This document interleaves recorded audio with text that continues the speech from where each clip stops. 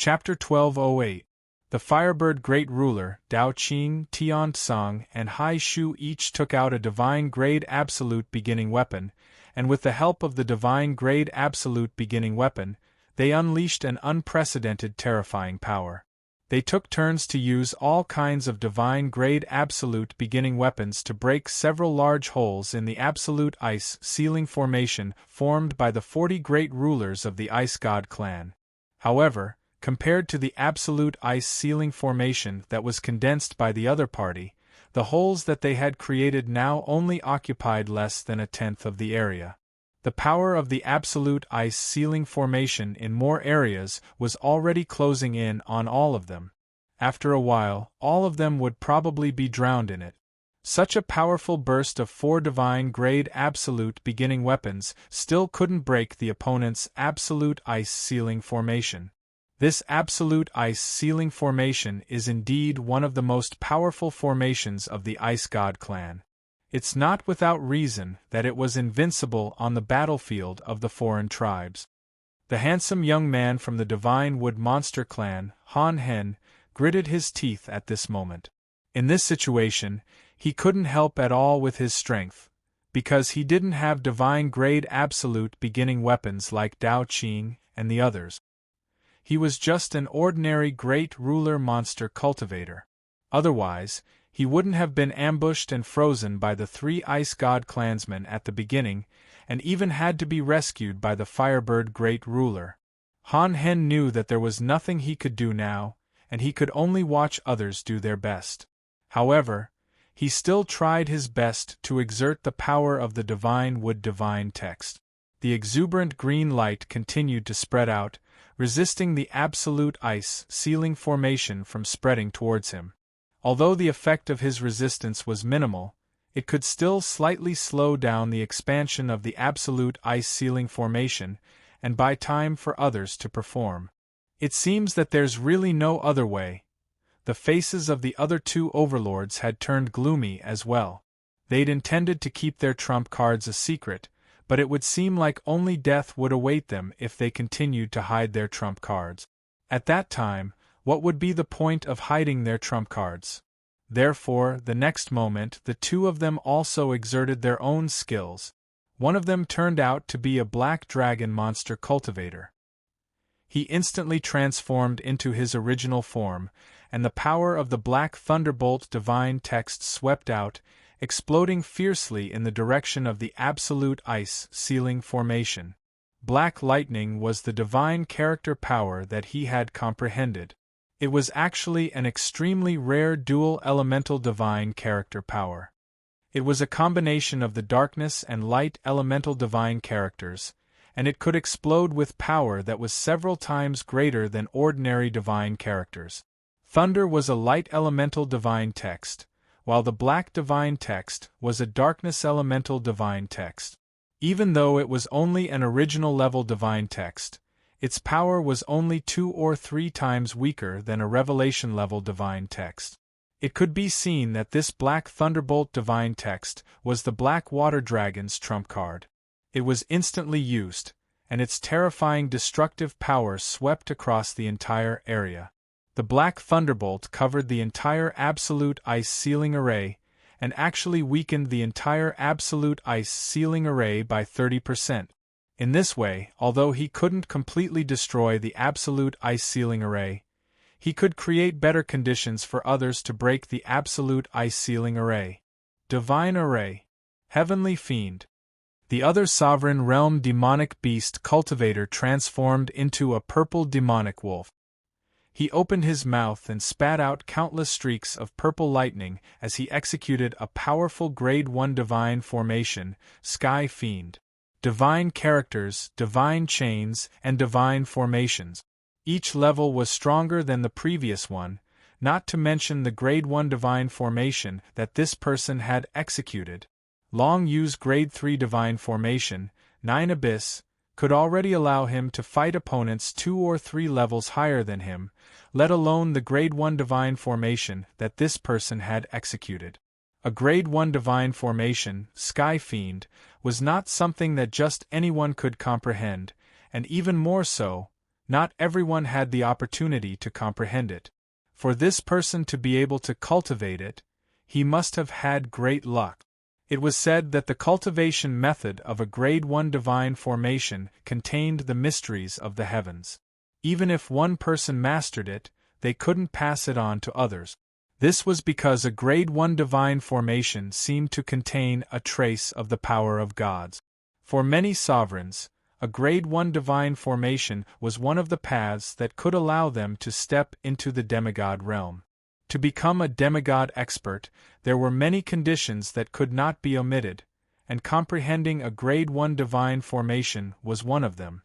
At the very least, it could allow the cultivator to comprehend some of the power of gods. This purple demonic wolf cultivator had comprehended a Grade 1 divine formation, Sky Fiend.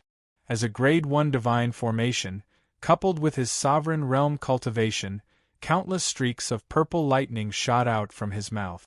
The destructive power it contained was enough to make people tremble from the bottom of their hearts. Any streak of purple lightning that came into contact with the absolute ice sealing array, which had been weakened by 30%, could directly destroy the frigid ice chi, leaving not a single trace behind. As the purple lightning continued to spread, the absolute ice sealing array was in danger of collapsing. Good job! It's working! Amazing! Tian Tsang, Hai Shu, and the others were overjoyed. They didn't expect such a strong expert to be hiding in their group.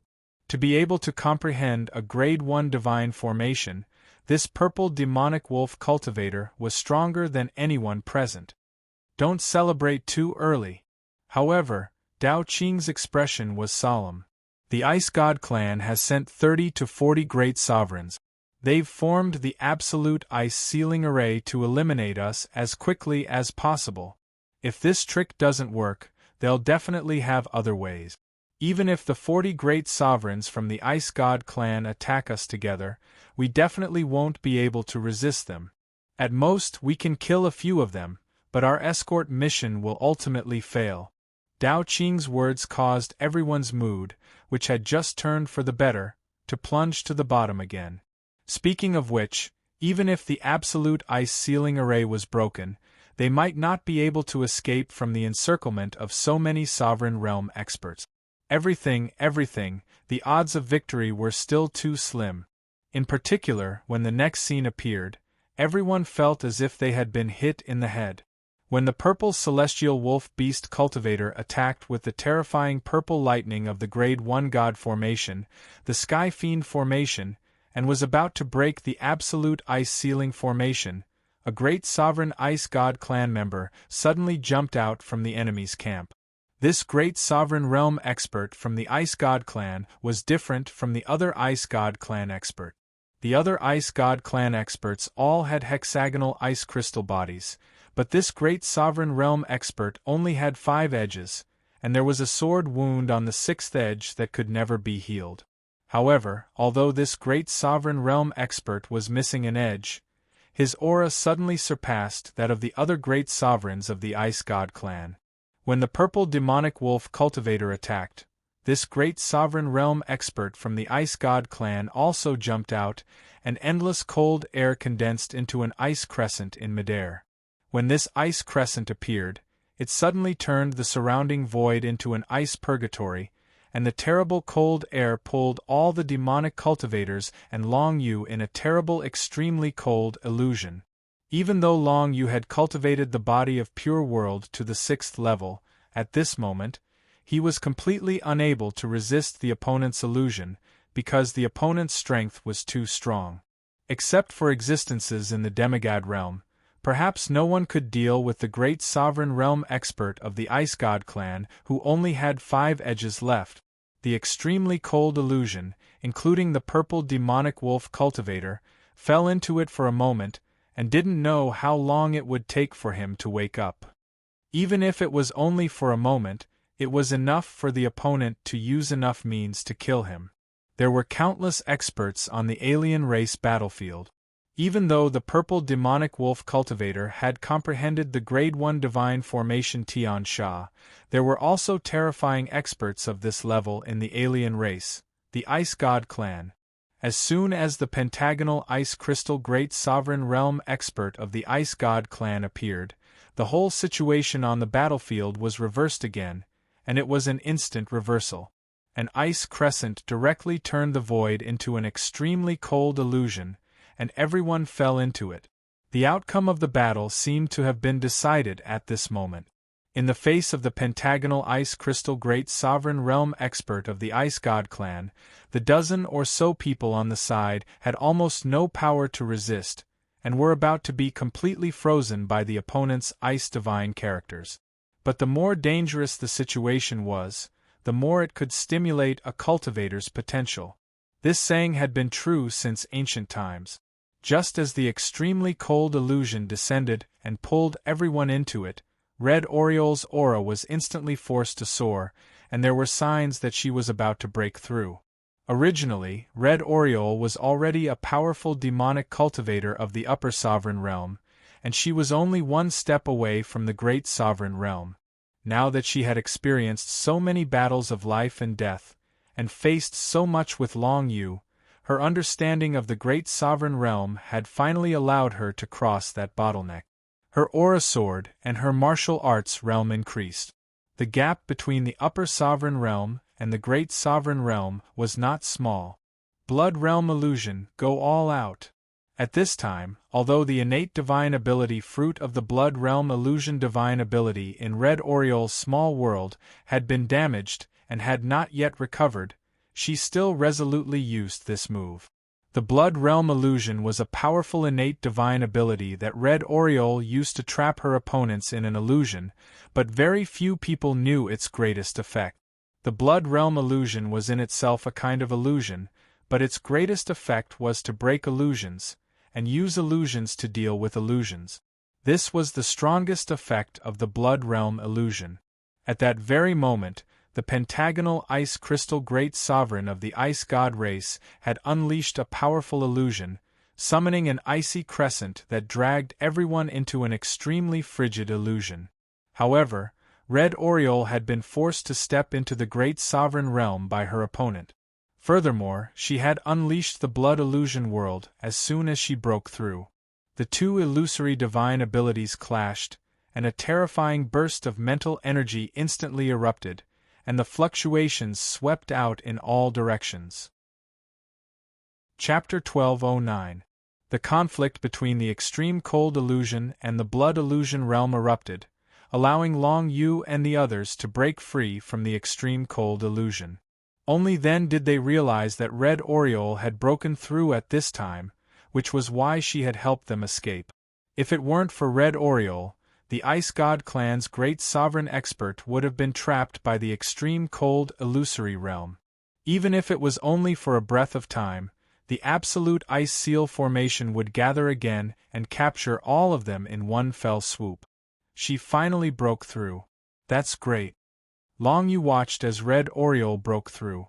Her aura rose from the upper sovereign realm to the great sovereign realm. Her basic strength was at least 5 times stronger than before. This was a qualitative breakthrough. As for what changes Red Oriole had undergone after her breakthrough, Long Yu did not know. After all, he was only a 5-star emperor, not even a sovereign. His own small world had not been born yet, so it was impossible for him to know about the great sovereign realm. There were some things that were difficult to understand before reaching a certain realm. Even if someone told you, it was difficult for you to completely understand it. Therefore, in general, cultivators with lower martial arts realms would not deliberately try to understand the changes that would occur in higher realms. Right now, Long Yu only needed to know that once he broke through to the lower sovereign realm, he would be able to condense his own small world and have his own comprehension of the world energy. It was useless to know about higher realms now. Luckily, she was brought along this time. She is indeed the princess of the Blood Demon clan. Impressive. After breaking free from the extreme frost illusion, even if it was only for a moment, Dao Qing was extremely scared. He knew that if Red Oriole had been just a little bit slower, everyone present would have been finished. After all, the opponent was a total of 40 Ice God Clan Great Sovereigns. If they had fallen into the extreme frost illusion and lost the ability to resist, they would have been wiped out in an instant. At this time, the handsome young man of the Divine Wood Demonic clan, Han Hen, was so scared that tears and snot were running down his face. Originally, he did not think highly of Red Oriole, but now he knew that he had misjudged her.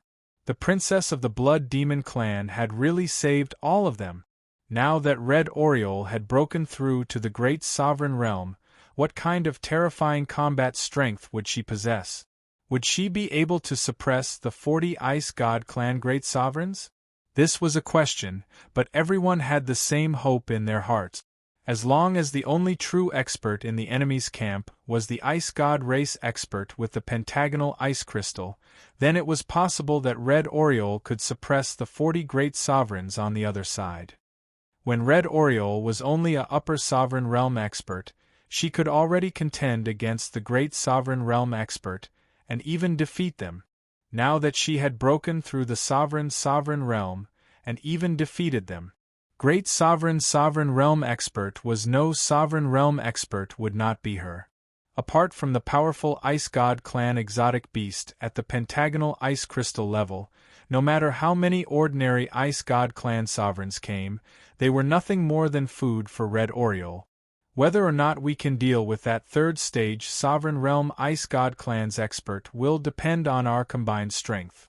The leader of the team, Dao Qing, said in a deep voice, "Among us, I, Huanyao, Tiansong, Hai Shu, Black Flood Dragon, and Purple Wolf are all level 2 sovereigns.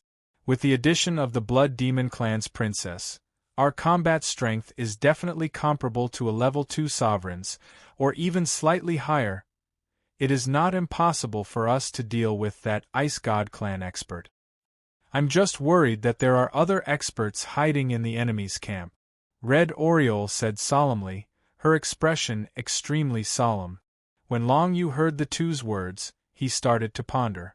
Third stage Dominator, second stage Dominator.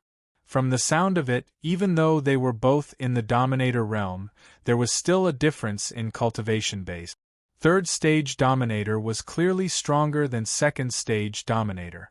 However, as to how much stronger they were, and how many stages the Dominator realm was divided into, Long Yu couldn't ask right now.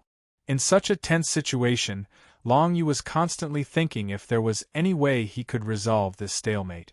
Naturally, the direction of his thinking was related to the Book of Shadows. Turning into nothingness was the only thing he could rely on in the face of a sovereign. Even if he had the ancient dragon skeleton pagoda, which had been fully repaired, it would be useless. After all, the gap between their cultivation bases was just too big. Even if he took out the ancient dragon skeleton tower, his opponent could still kill Long Yu in a single move. The only thing he could use was the Book of Shadows. Fortunately, everyone was still in good condition. At the very least, they were not in mortal danger. With Red Oriole's tyrannical strength after breaking through to the sovereign realm, they were able to block the attack of the Ice God expert in the form of pentagonal ice crystals. Fortunately, the strength of the Blood Demon Clan princess has surprised us. The situation has stabilized for now. A great sovereign beast cultivator let out a long sigh of relief.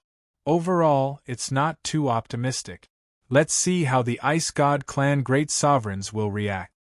Dao Qing said solemnly, carefully observing the movements of the 40 Ice God Clan Great Sovereigns. Just as he finished speaking, 2 other tyrannical existences immediately appeared from the group of 40 Ice God Clan Great Sovereigns. On one of the ice crystal edges of the Ice God Clan's Great Sovereign in front, there was a long ice crystal horn that looked like a bull's horn. From that long ice crystal horn, a burst of threatening cold air suddenly erupted. The long-horned Ice God Clan Great Sovereign made his move. His target was Red Oriole, who had just broken through to the sovereign realm. The other Ice God Clan Great Sovereign expert didn't look special on the surface. It was just that his body was especially huge, almost twice the size of the other Ice God Clan Great Sovereigns. The giant Ice God Clan Great Sovereign appeared, and the chill once again swept across the battlefield, shrouding the entire void in a fierce cold current. Together with the pentagonal Ice God Clan Great Sovereign, the three super experts from the Ice God Clan joined forces. From the aura they emitted, it was actually three powerful existences in the third stage Great Sovereign Realm. Oh no, there are three such experts from the Ice God Clan. Dao Qing, Tian Tsang, Hai Shu, and the others' faces instantly changed. No one had expected that the three Ice God Clan Great Sovereigns were all in the third stage Great Sovereign Realm. This undoubtedly meant that the difficulty of escaping from the hands of so many Ice God Clan Great Sovereigns had increased by more than tenfold. Long Yu's face also changed, but he had more confidence in Red Oriole than the others. He knew that Red Oriole had stepped into the Great Sovereign Realm, and her combat strength was definitely much stronger than ordinary Great Sovereigns. Furthermore, Red Oriole definitely had an even stronger trump card that she hadn't used yet. It was most likely a divine grade absolute beginning. Now that Long Yu and Red Oriole's relationship was not ordinary, he naturally knew that Red Oriole had a divine grade absolute beginning. However, he had never seen her use a divine grade absolute beginning before, so he didn't know what it was. If the situation was really that bad, he believed that Red Oriole would definitely use the absolute beginning divine grade. At that time, three third stage Great Sovereign Realm Ice God Clan Great Sovereign Realm experts wouldn't be a problem. However, Long Yu didn't relax. From the series of fierce battles just now, he could tell that the Ice God Clan Great Sovereign Realm was very well prepared. They definitely wouldn't give them any chance to escape and send the fierce fire talismans to the front line. Therefore, even if Red Oriole had the absolute beginning divine grade, what about the other party? The absolute beginning divine grade wasn't exclusive to the demon race and the human race. The absolute beginning 5 elements power was the most basic power in the universe. The absolute beginning divine grade that was born from it could appear in any corner of the universe. Including Long Yu, there were a total of 13 experts from the human race and the demon race. Currently, 6 or 7 of them had taken out the absolute beginning divine grade. In that case, the Ice God Clan had a total of 40 great sovereigns. How many of them had the absolute beginning divine grade? Just as Long Yu expected, it was impossible for Red Oriole to face 3 third stage Great Sovereign Realm Ice God Clan Great Sovereign Realm experts at the same time without relying on the absolute beginning divine grade. The long-horned Ice God Clan Great Sovereign roared angrily. The power of the extreme cold divine characters arrived in an instant. Like a frozen sword chi, it slashed towards the void where Red Oriole was. The extreme cold divine characters completely froze the entire void. Apart from the extreme cold divine characters, all other forces and substances were instantly annihilated. The giant Ice God Clan Great Sovereign's body suddenly expanded. His entire body turned into the size of a small mountain. He forcibly pressed down on Red Oriole, who was sealed in ice by the long-horned Ice God Clan Great Sovereign. He wanted to crush Red Oriole into pieces with his physical body alone. Demon Blood 6 Wings. The void around Red Oriole was sealed in ice by the long-horned Ice God Clan Great Sovereign. However, she didn't just sit and wait for death. In the next moment, 8 wings instantly spread out from her back. 2 of the blood-red wings were the pair of wings that she had when she was a member of the Blood Demon Clan. The other 3 pairs of wings, 6 in total, were the divine quality wings of the absolute beginning era that she had been born with. As soon as the Demon Blood 6 wings appeared, a strong murderous aura spread out in all directions. In an instant it condensed into 3 blood waves.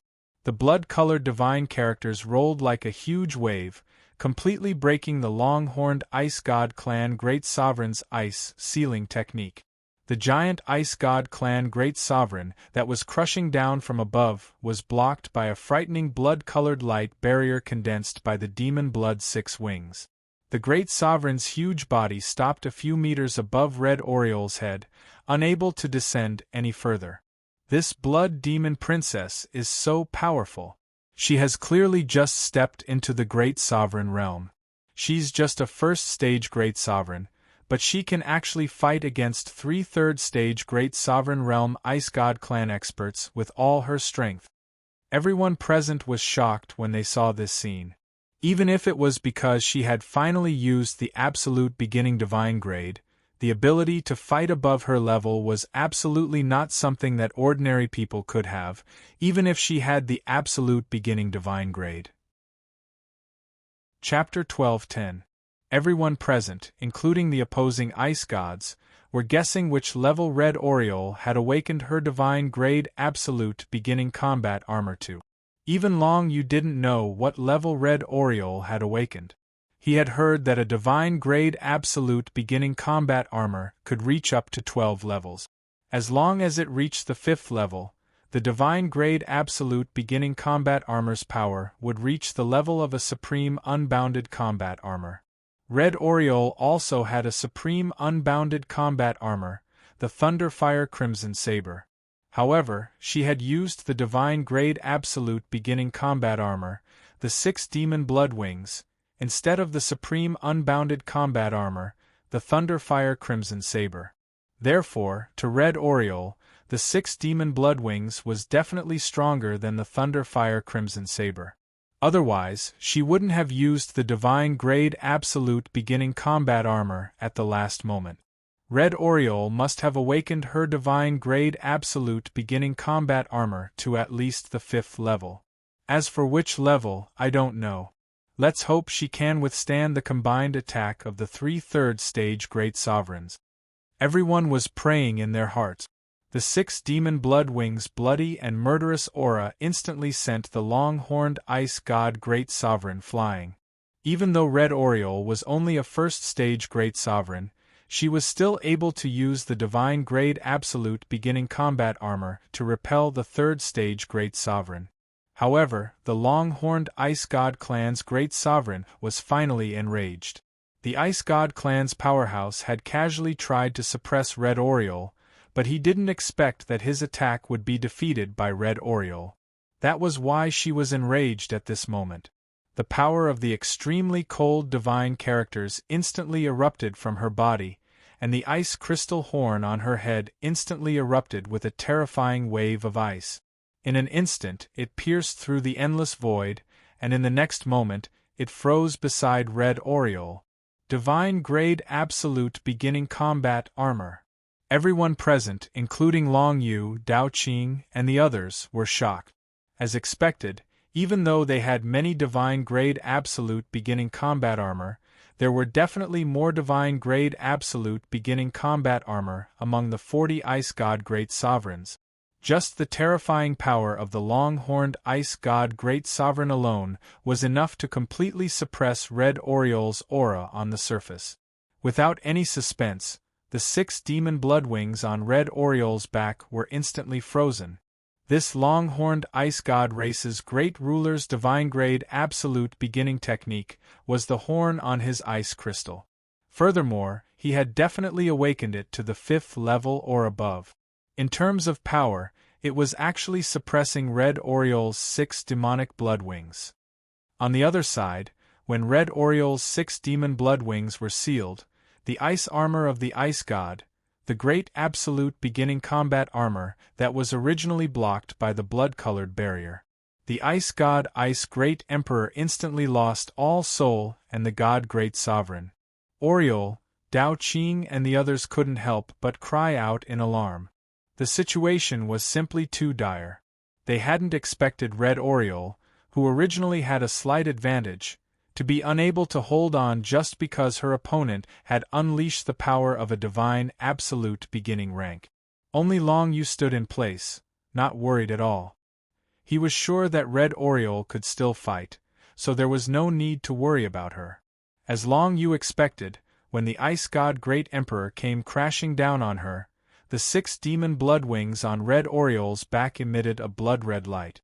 The moment the light appeared, a bloody and murderous aura instantly lifted the ice in the surroundings.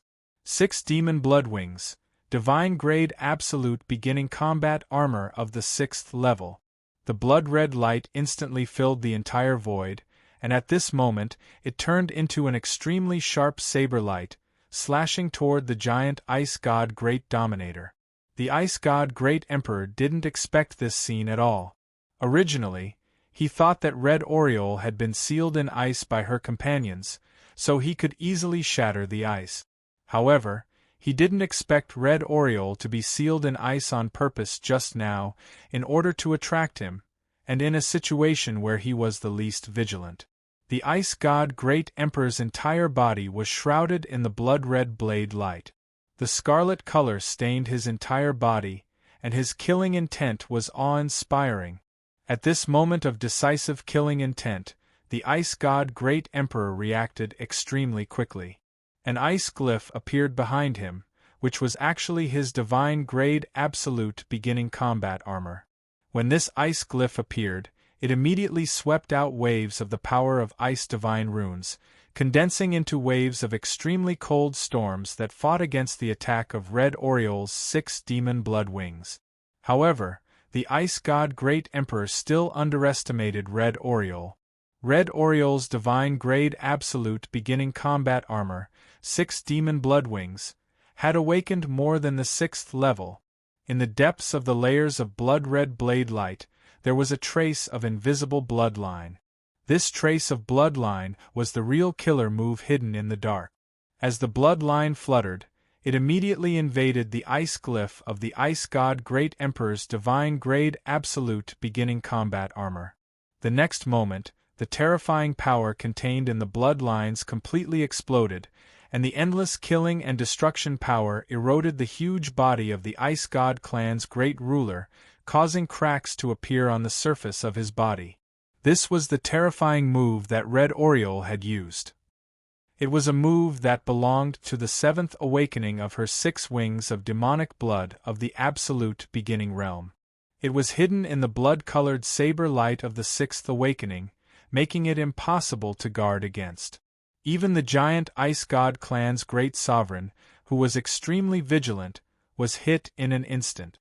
Cracks appeared on his entire body of ice, and icy liquid flowed out of them. This icy liquid carried a part of the Ice God clan's great dominator's power, which was similar to the blood of the human clan and the demon clan. For the Ice God clan, this icy liquid was necessary to maintain their lives. If they lost too much, they would undoubtedly die. She had severely injured the Ice God Great Emperor with one move, which greatly boosted his prestige. Dao Qing and the others were delighted. But in the next moment, the Ice God clan's great ruler, who was in the form of pentagonal ice crystal, suddenly made a move. An ice crescent descended from the sky. Just like the ice crescent that had pulled everyone into the extreme cold illusion, it erupted with an unparalleled cold aura and eroded Red Oriole's body. Red Oriole wanted to kill the Ice God Great Emperor in one go, but the other side was outnumbered. Just as she was about to make a move, she suffered a sneak attack from the pentagonal ice crystal Ice God Great Emperor. Her whole body was shrouded in ice divine characters, and she almost fell into the illusion. "Explode, shatter!" Red Oriole shouted. The blood-colored wings and the 6 wings of monster blood on her back, a total of 4 pairs of wings, suddenly extended to their greatest extent. The blood-colored wings turned into 2 blood-colored lines that cut in all directions with infinite sharpness. Her 6 wings of monster blood, the 6 wings of monster blood, turned into 6 blood-colored whips at this moment. The blood-colored whips were so fast that it was difficult to detect them with the naked eye and spiritual sense. 6 wings of monster blood. 8th layer, kill. Red Oriole's eyes were bloodshot. At this time, she had to go all out. She didn't want to die here when she had just stepped into the Great Emperor realm. No matter what, she had to ensure that she and Long Yu could survive. As she completely erupted with the 6 wings of monster blood, the power of the 6 wings of monster blood surged out, and the 6 blood-colored whips wrapped around the injured Ice God Great Emperor. Then, the 6 blood-colored whips exerted force at the same time, cutting the Ice God Great Emperor's huge body into countless ice fragments. Enveloped by the blood-colored light, the ice god Great Emperor's body exploded. The ice crystals were the same color as the blood-colored light, and it became the ice god Great Emperor's final song.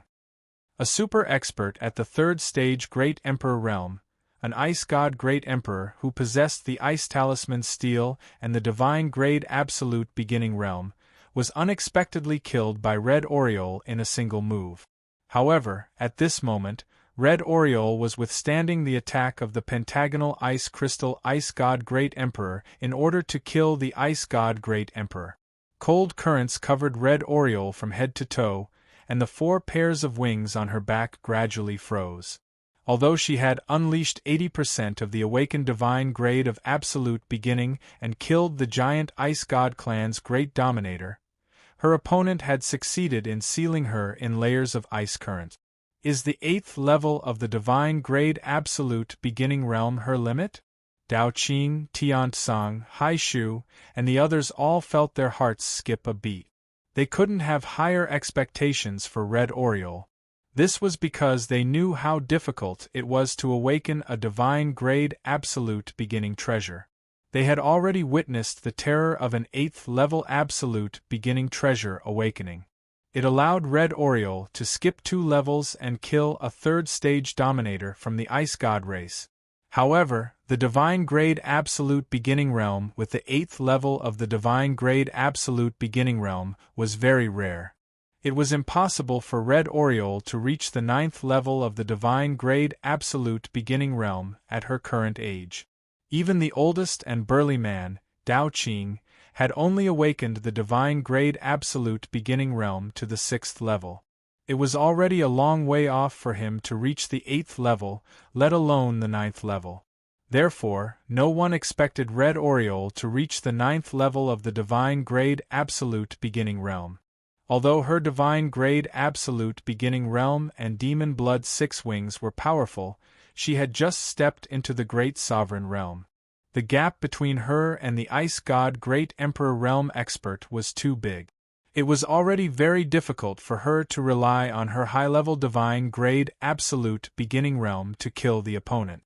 It was unrealistic to hope for anything else. It was also at this time that Long Yu knew he had to do something. Captain, take out the mission items. We can't care about the escort mission anymore. We have to save ourselves. The only way is to use the fierce fire talismans we are escorting. Chapter 12:11. As soon as Long Yu spoke these words, the expressions of the others in the surroundings instantly changed. Using the fierce fire talisman, which they were escorting this time, thinking about it carefully, this was indeed the last option. The fierce fire talisman had a strong suppressive effect on the Ice God clan. It was equivalent to a fire attribute weapon, and anyone could use it. However, the more compatible the cultivator was with the fire attribute divine runes, the more they could unleash the power of the fierce fire talisman. If the Firebird Sovereign used the fierce fire talisman, she would be a much greater threat to the Ice God clan than Red Oriole. In addition, there were so many sovereigns present. If all of them used the fierce fire talisman, their overall strength would definitely increase by a large margin. To put it simply, if they used the fierce fire talisman, they might really be able to fight against the 40 Ice God sovereigns. As long as there weren't too many experts like the long-horned Ice God sovereigns or the 5-edged Ice Crystal sovereign, there wouldn't be any problems. But the problem was, I also want us to use the fierce fire talisman. After all, our lives are in danger. If we all die, the fierce fire talisman will fall into the hands of the Ice God clan anyway. It's better to use it to kill the enemy. Dao Qing bitterly smiled. It's just that we, as escorts, can't take out the items we're escorting, let alone use them against the enemy. This has always been a hard and fast rule, and no one can break it. I've already checked the storage ring with the fierce fire talisman, and there's a powerful seal on it, so I can't break it. Yes, if we could use the escorting items, we would have used the fierce fire talisman long ago. Unfortunately, we can't. Off to the side, the Firebird Hegemon let out a resigned chuckle. They weren't having an easy time either, because Red Oriole was fighting against the 3 ice god hegemons while the other ice god experts were still attempting to form the absolute icebound formation. Right now, the Firebird Sovereign, Dao Qing, Tian Tsang, and Hai Shu were using the absolute ice formation to resist the spread of the absolute ice formation. They were able to resist it for now, but in another incense stick's time, they probably wouldn't be able to.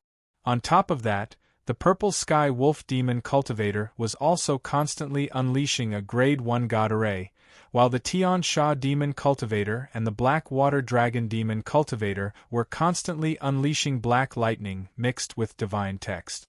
The two of them were also playing an important role in the process of resisting the absolute ice ceiling formation.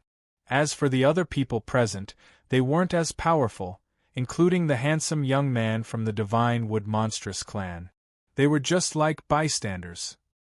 Although Han Hen and the others were also great Sovereign Realm experts, they were much weaker than Dao Qing and Red Oriole.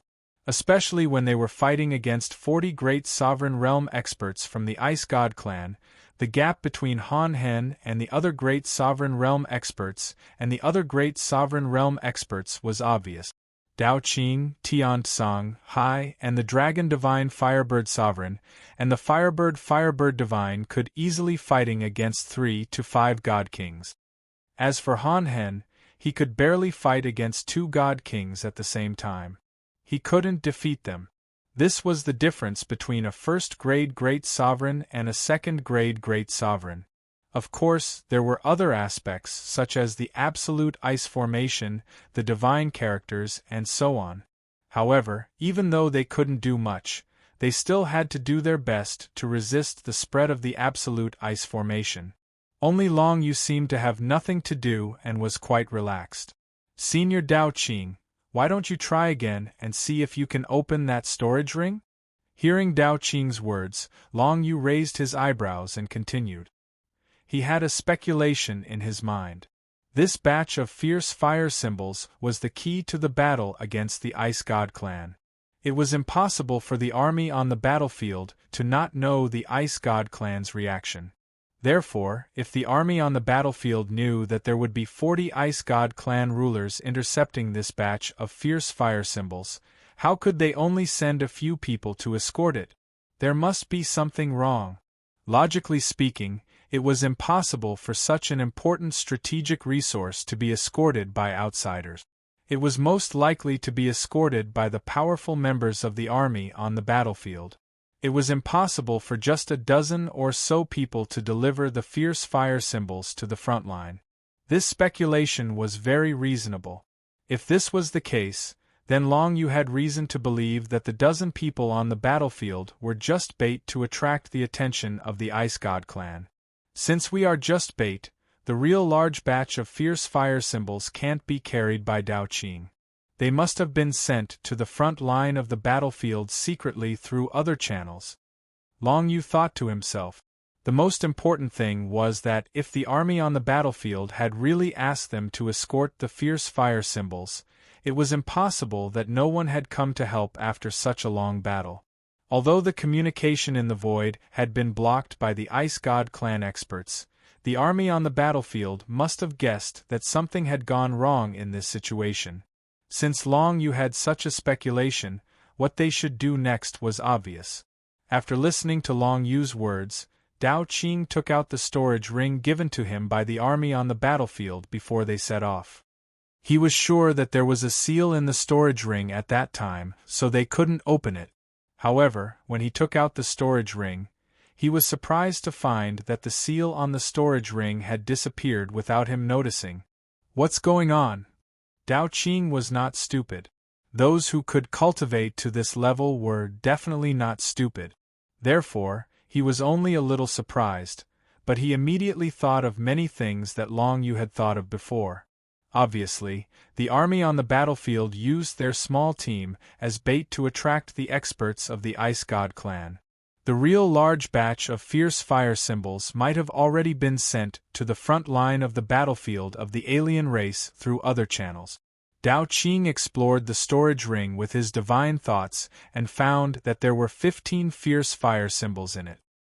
He was overjoyed and completely understood the idea of the army on the battlefield. Obviously, although the army on the battlefield used them as bait, they definitely didn't want them to die in vain. Therefore, they prepared 15 fierce fire symbols for them so that they could have the strength to fight against the experts of the Ice God clan. The seal on the storage ring must have been a time seal. As time passed, the seal gradually weakened until it completely disappeared, so that they could take out the fierce fire symbols. There were only 15 fierce fire symbols in total, and they were specially prepared for Dao Qing and his team. As soon as he saw the 15 fierce fire symbols in the storage ring, Dao Qing immediately figured out all the key points. The real large batch of fierce fire symbols must have been sent to other places. In that case, we don't need to be afraid. Brothers, let's get rid of all these ice cubes. Dao Qing didn't waste any time. She immediately distributed the fierce flame talismans from her storage ring. First, she gave one talisman to each of them. Then, she gave an extra talisman to the Firebird Sovereign, who was proficient in fire-type divine glyphs, as well as to the other sovereign, who had mastered fire-type divine glyphs. Anyway, there were only 13 people in total, and they had prepared 15 fierce fire symbols in the beginning. 2 extra fierce fire symbols could greatly enhance the strength of the beast cultivator, who was proficient in the fire attribute divine text. Sure enough, Long Yu also received a fierce fire symbol. Although it was useless, it was better than nothing. In critical times of danger, he could use it to resist the great ruler of the Ice God clan. Although his martial arts realm was relatively low, the fierce fire symbol itself had a very strong power of the fire attribute divine text. Even if Long Yu didn't use it to increase its power, it was still very powerful. It was absolutely no problem to resist a few attacks from the great ruler of the Ice God clan. And this also confirmed Long Yu's speculation in his heart. This group of people was indeed just a bait set up by the Battlefield Legion to attract the Ice God clan powerhouses. However, he wouldn't blame the Battlefield Legion, because if he were in the senior management of the Battlefield Legion, he would also want to make the same decision and let some people attract the firepower, so that the real large number of fierce fire symbols could be successfully sent to the front line. Break for me. After getting 2 fierce fire symbols, the Firebird Great Ruler didn't stop at all. She directly rushed towards Red Oriole and burst out a terrifying attack of the fire attribute divine text at the ice crescent moon above her head. The Firebird Great Ruler grabbed the fierce fire symbol with its claws, and the endless power of the fire attribute divine text burst out from it. With the Firebird Great Ruler's 8th level compatibility with the fire attribute divine text, its power was amplified a lot again. Originally, it was a little difficult for the Firebird Great Ruler to deal with the pentagonal Ice Crystal Great Ruler, but now that she got 2 fierce fire symbols, she could directly confront the Ice Crystal Great Ruler head-on, and even easily defeat the Ice Crystal Great Ruler and suppress the Ice Crystal Great Ruler. It was the same for the others. Each of them had obtained a fierce fire talisman, and they immediately launched fierce attacks at the Ice God clan's great sovereigns. The void was immediately enveloped by the flame divine characters. The icy aura became weaker and weaker, while the flame divine characters became stronger and stronger. The area of the absolute ice ceiling formation was constantly being dispersed, and the damage was getting more and more serious. After 2 or 3 Ice God clan sovereigns were killed by the power of the fierce fire talisman, the entire absolute ice ceiling formation finally collapsed completely. Chapter 12:12. For Red Oriole, although she hadn't reached a very high level of compatibility with the fire attribute divine runes, she was at least at the 5th level, which was similar to Long Yu's level. In addition, she had already stepped into the martial path of a great ruler. Her basic strength was very strong, and the power of the fierce fire rune was already extraordinary. Even without the fierce flame talisman, Red Oriole was able to face 3 Ice God clan's 3rd phase great dominators by herself and even kill one of them. Now that she had the fierce flame talisman, Red Oriole was practically a god in front of the Ice God clan's members. Because the five-edged Ice Crystal Great Ruler and the long-horned Great Ruler were surrounded by Dao Qing and the others, Red Oriole didn't join in the fight. Instead, she flew to another place and continuously used the power of the Fierce Fire Rune to attack the other Ice God race rulers. What surprised everyone was that apart from the 3 third-phase Great Rulers, there were many second-phase Great Rulers among the group of 40 Ice God race rulers. Although they couldn't compare to the 3 third-phase Great Rulers, they had the advantage in numbers. Although Red Oriole and the others had taken down a city first and killed 4 of the enemy Great Rulers, the enemy's overall number was still very high. On average, Red Oriole and the others had to deal with 3 or 4 Ice God race rulers each. Red Oriole didn't feel any pressure, but the others were different. Even with the help of the Fierce Fire Rune, most of them could only barely resist the enemy's attacks and couldn't increase their advantage. Thus, the key lay in Red Oriole's group of strongest combatants. It all depended on whether or not they could defeat the enemy's powerhouses as quickly as possible. Only then would they be able to assist the others. Until then, the others could only barely protect themselves. They did not wish to contribute to the battle, but rather to preserve their lives. However, the battle didn't last as long as everyone thought it would. Clearly, when everyone obtained the Fierce Fire Rune, the overall situation of the battle began to turn. The Ice God race rulers weren't idiots, and they naturally guessed something. They could easily tell that this small group of demons was just bait. The real Fierce Fire talismans were not on these people at all, but what had attracted them here was just bait. Since that was the case, why would they need to spend so much effort on Long Yu and the others? There was no point at all. Just like Long Yu and the others, Dao Qing, as the leader, had led everyone to accept a mission from the army on the battlefield. After completing the mission, they would be rewarded handsomely. It was the same for the Ice God clan's great rulers. They had been ordered by the higher-ups of the Ice God clan to move out. The content of the order was naturally to intercept the Fierce Fire symbols, not to kill Long Yu and the others.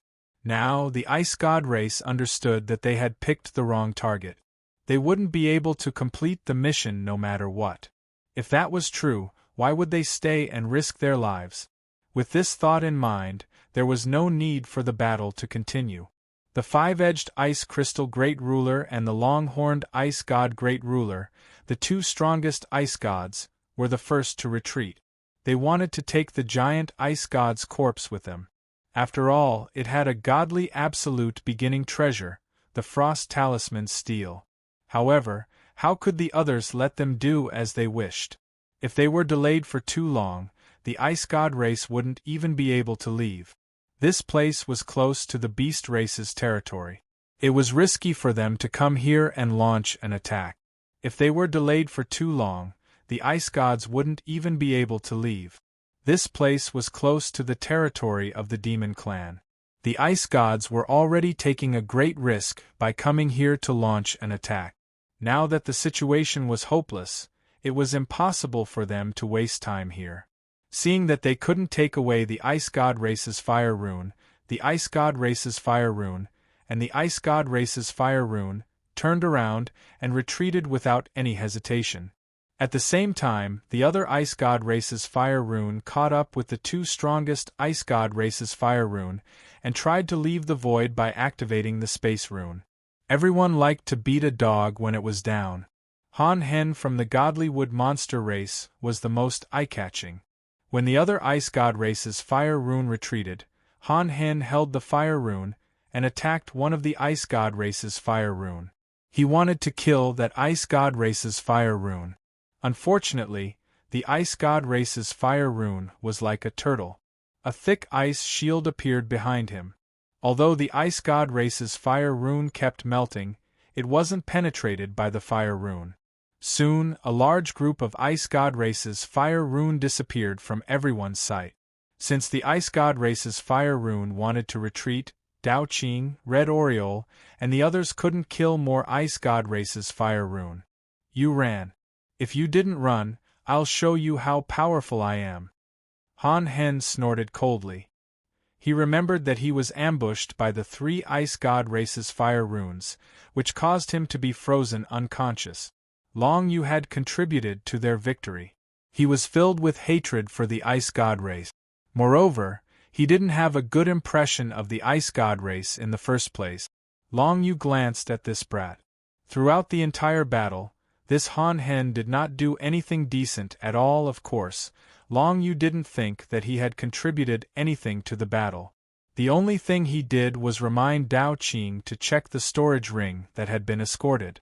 He wanted to confirm his guess. In fact, even if Long Yu hadn't reminded her, Dao Qing would have checked it herself later. After all, if the situation was desperate, no one would give up even if there was only a sliver of hope. However, when Red Oriole killed the giant ice god race's fire rune, she was frozen by the pentagonal ice crystal rune. If Long Yu hadn't asked everyone to use the fierce fire rune, Red Oriole's life would have been in danger. Although it was shocking that Red Oriole had awakened 8 levels of the 6 demon blood wings, Red Oriole had just become a great sovereign. She was only a first-stage sovereign. It was impossible for her to fight against so many ice god race powerhouses at the same time. Most importantly, the ice god race powerhouses each had their own powerful technique. Even in the end, they weren't able to kill any of the remaining ice god race's fire runes. It was clear that the ice god race's fire runes were extremely powerful. They had killed 3 of the ice god race's fire runes, while Red Oriole had risked her life to kill a giant ice god race's fire rune. If they were to continue fighting, it would be hard to say who would win without external factors. After all, the 2 sides had more than twice the number of people. It was a gap that the fierce fire runes couldn't make up for.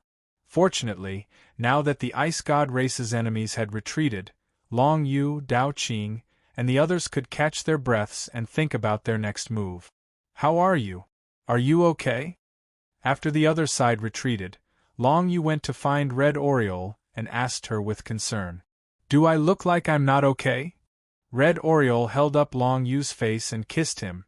"Don't worry, Big Sister just stepped into the Great Ruler Realm, and the situation is very good. It's just that I used the Blood Realm's illusory world innate ability, which caused the situation of the innate divine ability fruit to worsen a little. Before you recover completely, don't use the Blood Realm illusion realm if you can avoid it." Long Yu shook his head and said helplessly, "We didn't have time to worry about that.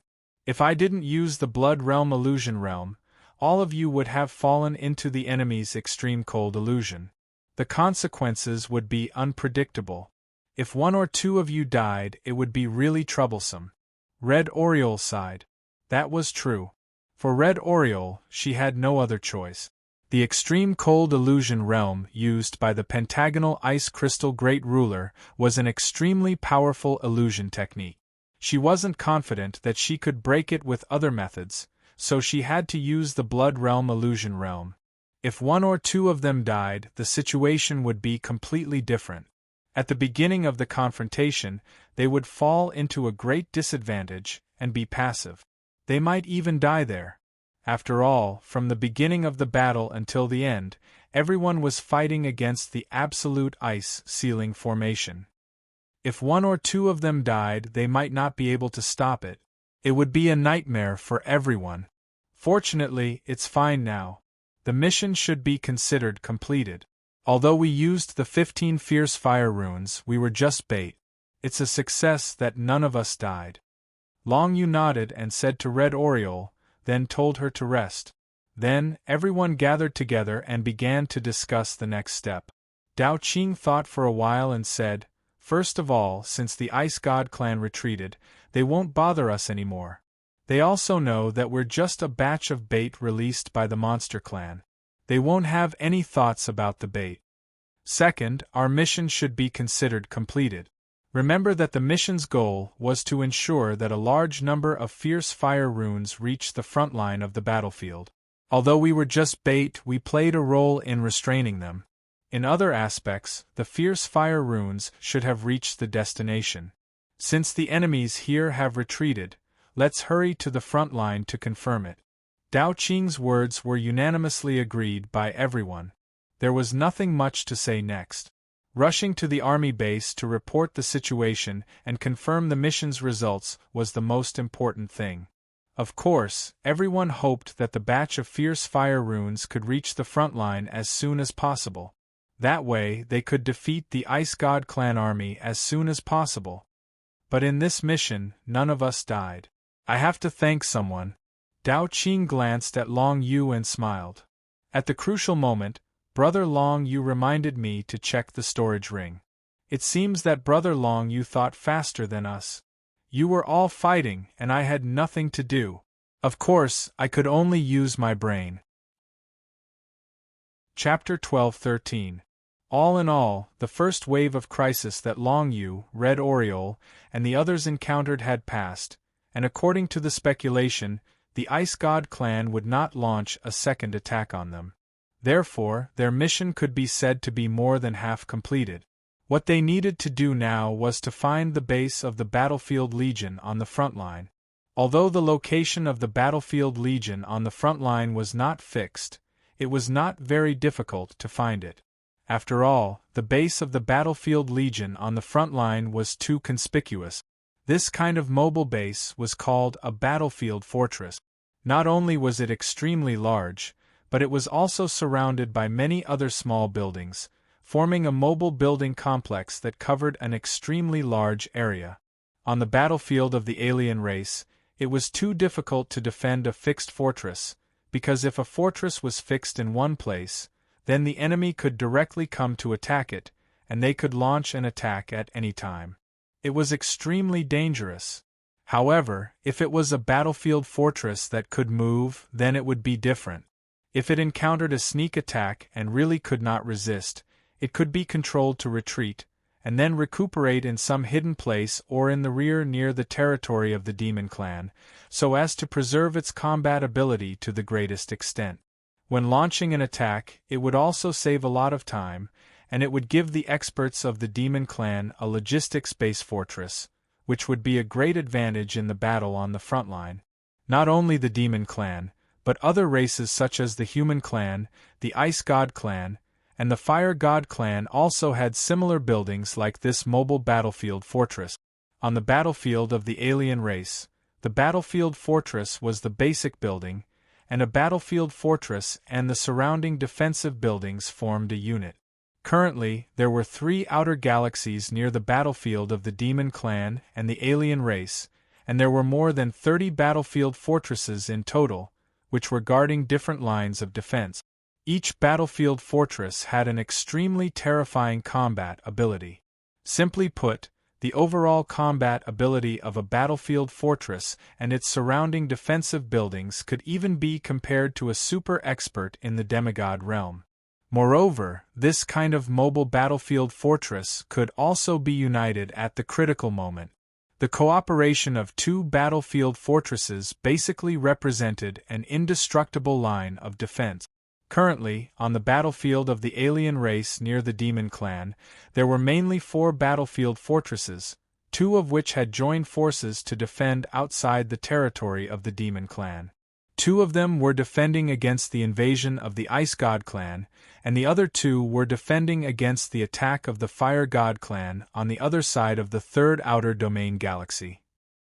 In recent years, the conflicts in the 3rd Extraterritorial Galaxy were mainly between the Ice God Clan and the Fire God Clan. Fortunately, the Ice God Clan and the Fire God Clan were enemies, so they did not join hands to attack the Demon Clan. Otherwise, the situation would have been much worse, and they would have had to pay a heavy price to defend against their attacks. Usually, the 2 battlefield fortresses were enough to block the frontal attacks from the Ice God Clan or the Fire God Clan, while the other battlefield fortresses were scattered in every corner of the 3rd Outer Domain Galaxy to protect the Demon Clan's territory and ensure that no experts from other clans would sneak into the Demon Clan's territory. Occasionally, foreign clans with strong concealment skills would sneak into the Demon Clan's territory, but they would not pose much of a threat. They would only be able to gather some information. Now, the goal of Long Yu and the others was to find the two battle fortresses that had joined forces and were attacking the Ice God clan head-on. From there, they could see whether a large number of fierce fire symbols had already been delivered to the front line. If that was the case, then their mission would be successfully completed. At the same time, the good days of the invading Ice God clan would also come to an end. After a short rest, everyone decided to move forward. Because the power aura of the battlefield fortresses was very strong, ordinary great sovereigns could faintly sense it from 100 million miles away. Of course, this would also expose the aura of the battlefield fortresses, but if they wanted to hide it, they could set up an aura-concealing formation on the battlefield fortresses. However, there was no need to activate such a concealing formation during normal battles, because it would waste a lot of unnecessary energy. The battlefield of the foreign clans was full of danger. Although they guessed that the Ice God clan would not launch a second attack, Dao Qing and the others were still very careful as they moved forward. Long Yu and Red Oriole were together, and they noticed that the handsome young man from the Divine Wood demonic race, Han Hen, was still observing them. This kid, I don't know how I offended him, but his character is really bad.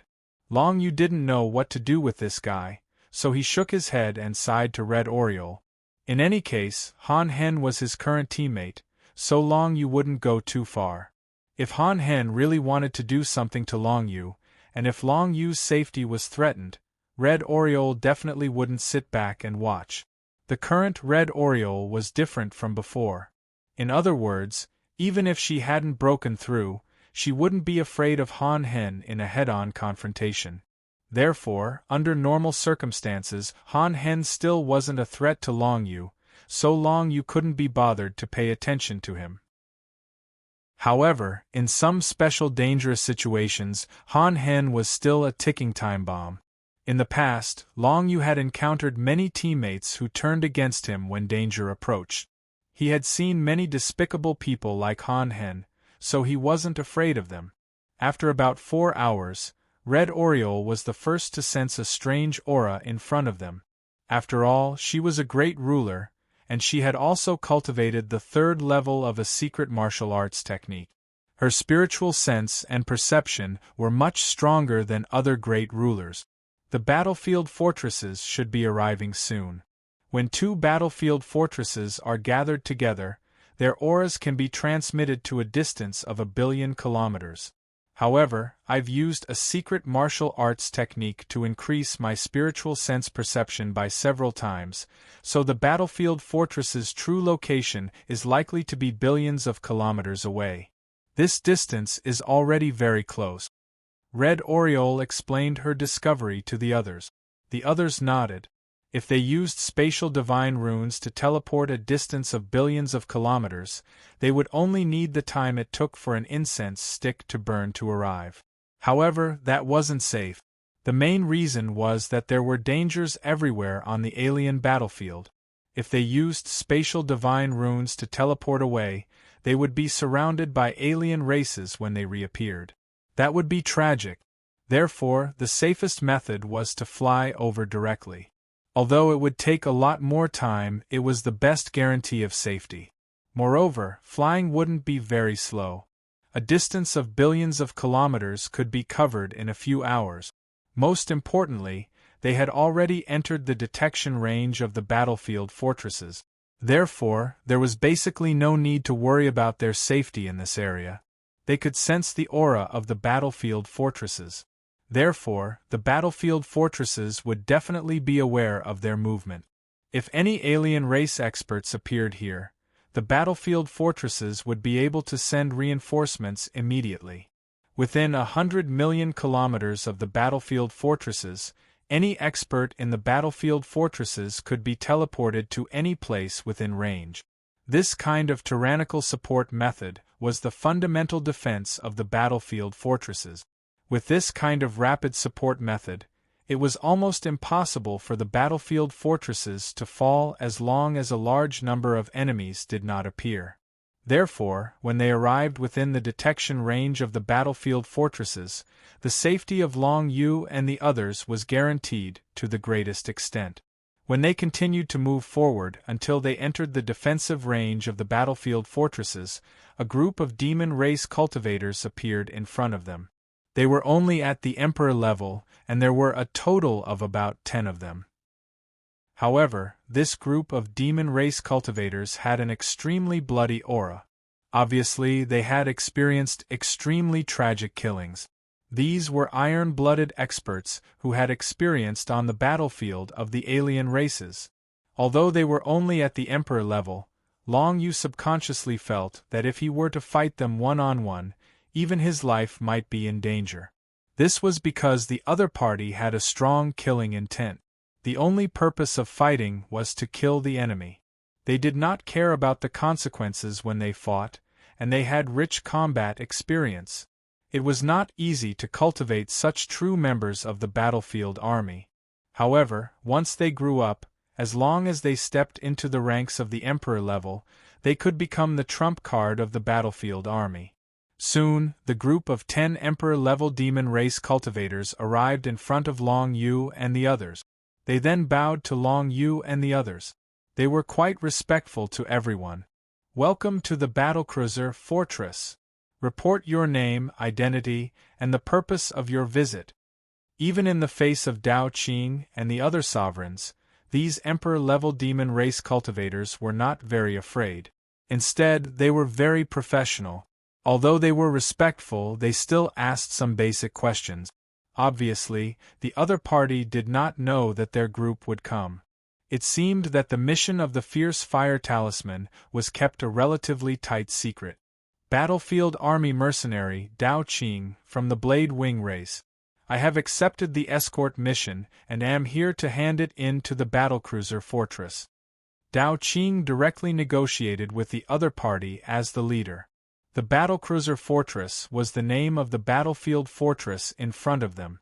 However, they had not yet seen the battlefield fortress. After all, it was still 100 million kilometers away. The battlefield fortress did not emit light, so it was naturally impossible to see it with the naked eye. They could only rely on their spiritual sense to detect the existence of the battlecruiser fortress.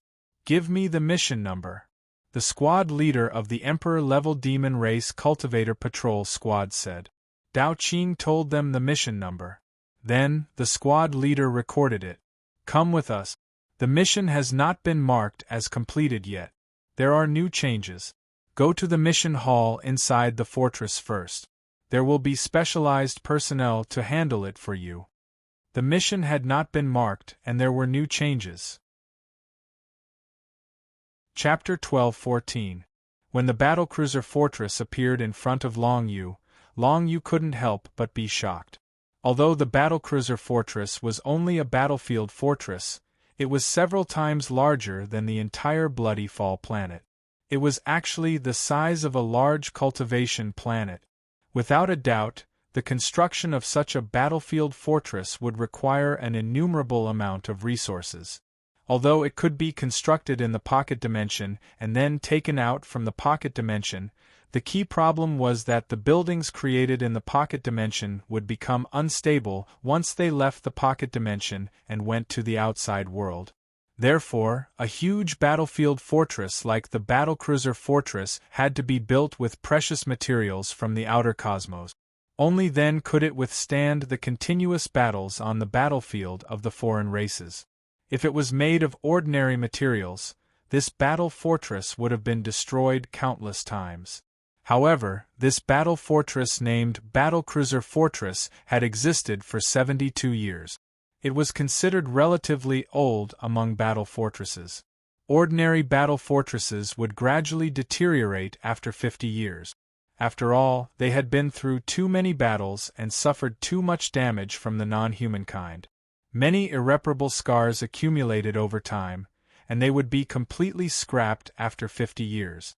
Therefore, this battlecruiser fortress was the oldest battlefield fortress among the dozen or so battlefield fortresses under the jurisdiction of the Third Outer Cosmos.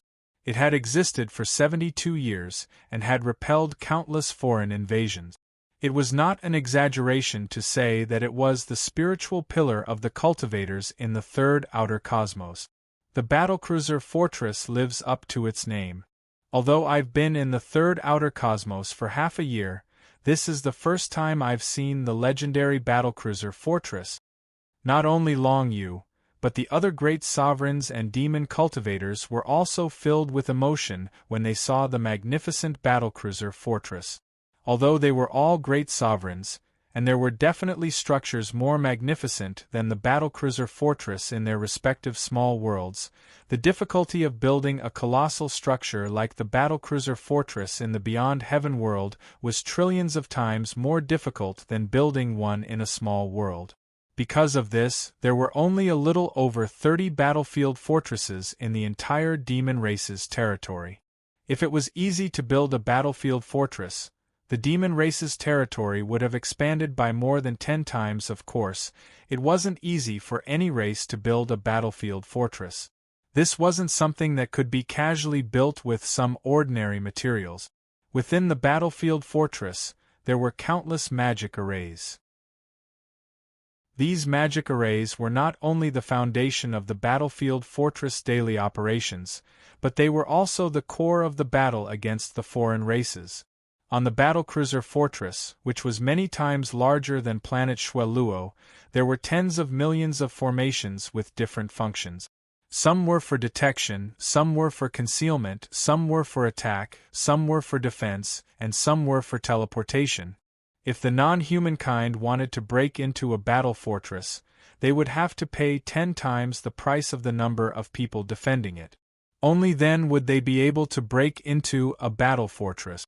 Moreover, even if the battlefield fortress was taken down by the foreign races, there was no need to worry about the enemy seizing it and using it against them. This was because once the fortress was confirmed to be completely taken down, it would self-destruct at the last moment. Long Yu believed that if the battlecruiser Fortress self-destructed, its power would be many times greater than the abyssal divine characters exploding from the abyssal tablet.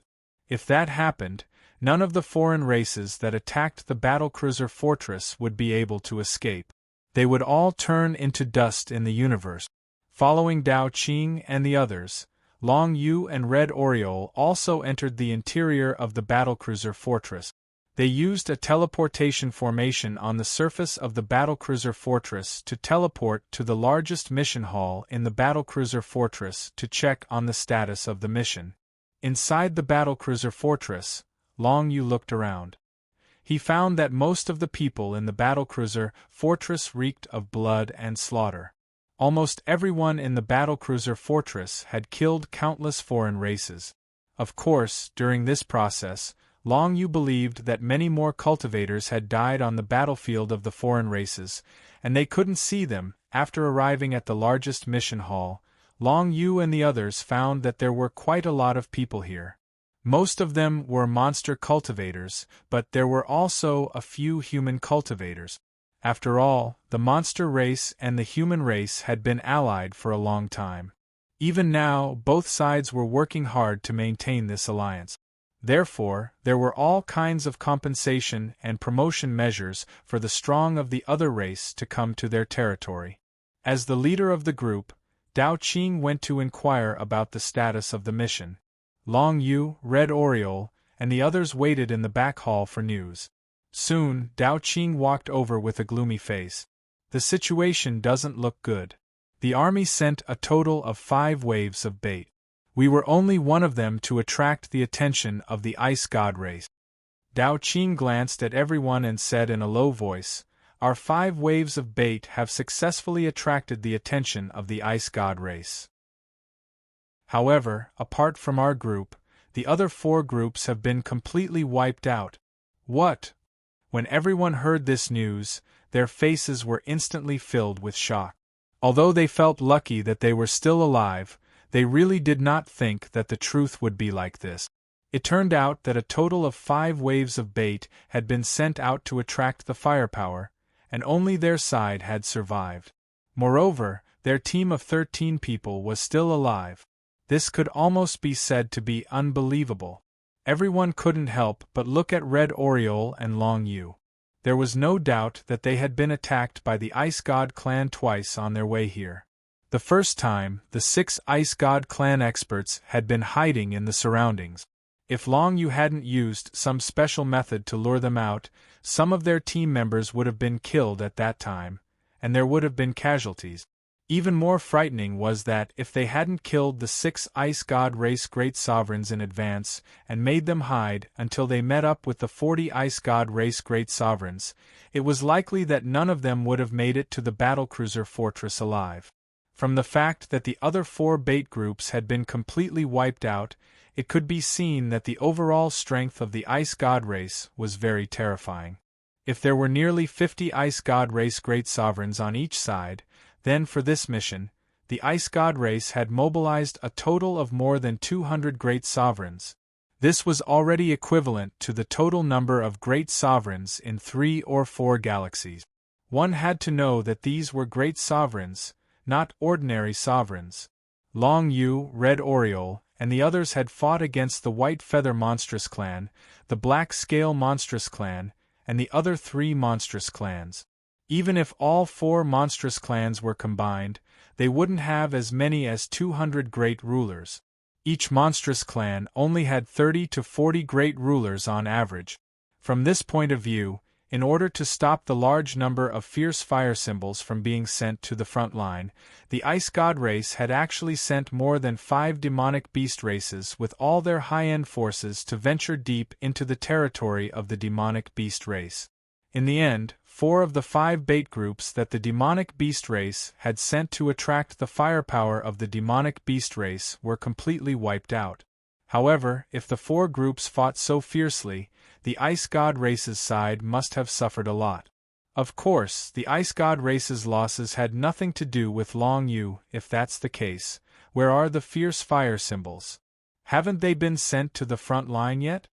Tian Tsang, the middle-aged man of the Heavenly Wings race, frowned and asked Dao Qing. They haven't arrived yet. This is related to another task. Let me explain in detail. Dao Qing shook her head and continued to explain to the others. Soon after Dao Qing's explanation, the others finally understood what was going on. It turned out that apart from the 5 bait groups, the ones who were really transporting the fierce fire symbols were not the mercenaries of the battlefield army, but the Ascetic Alliance.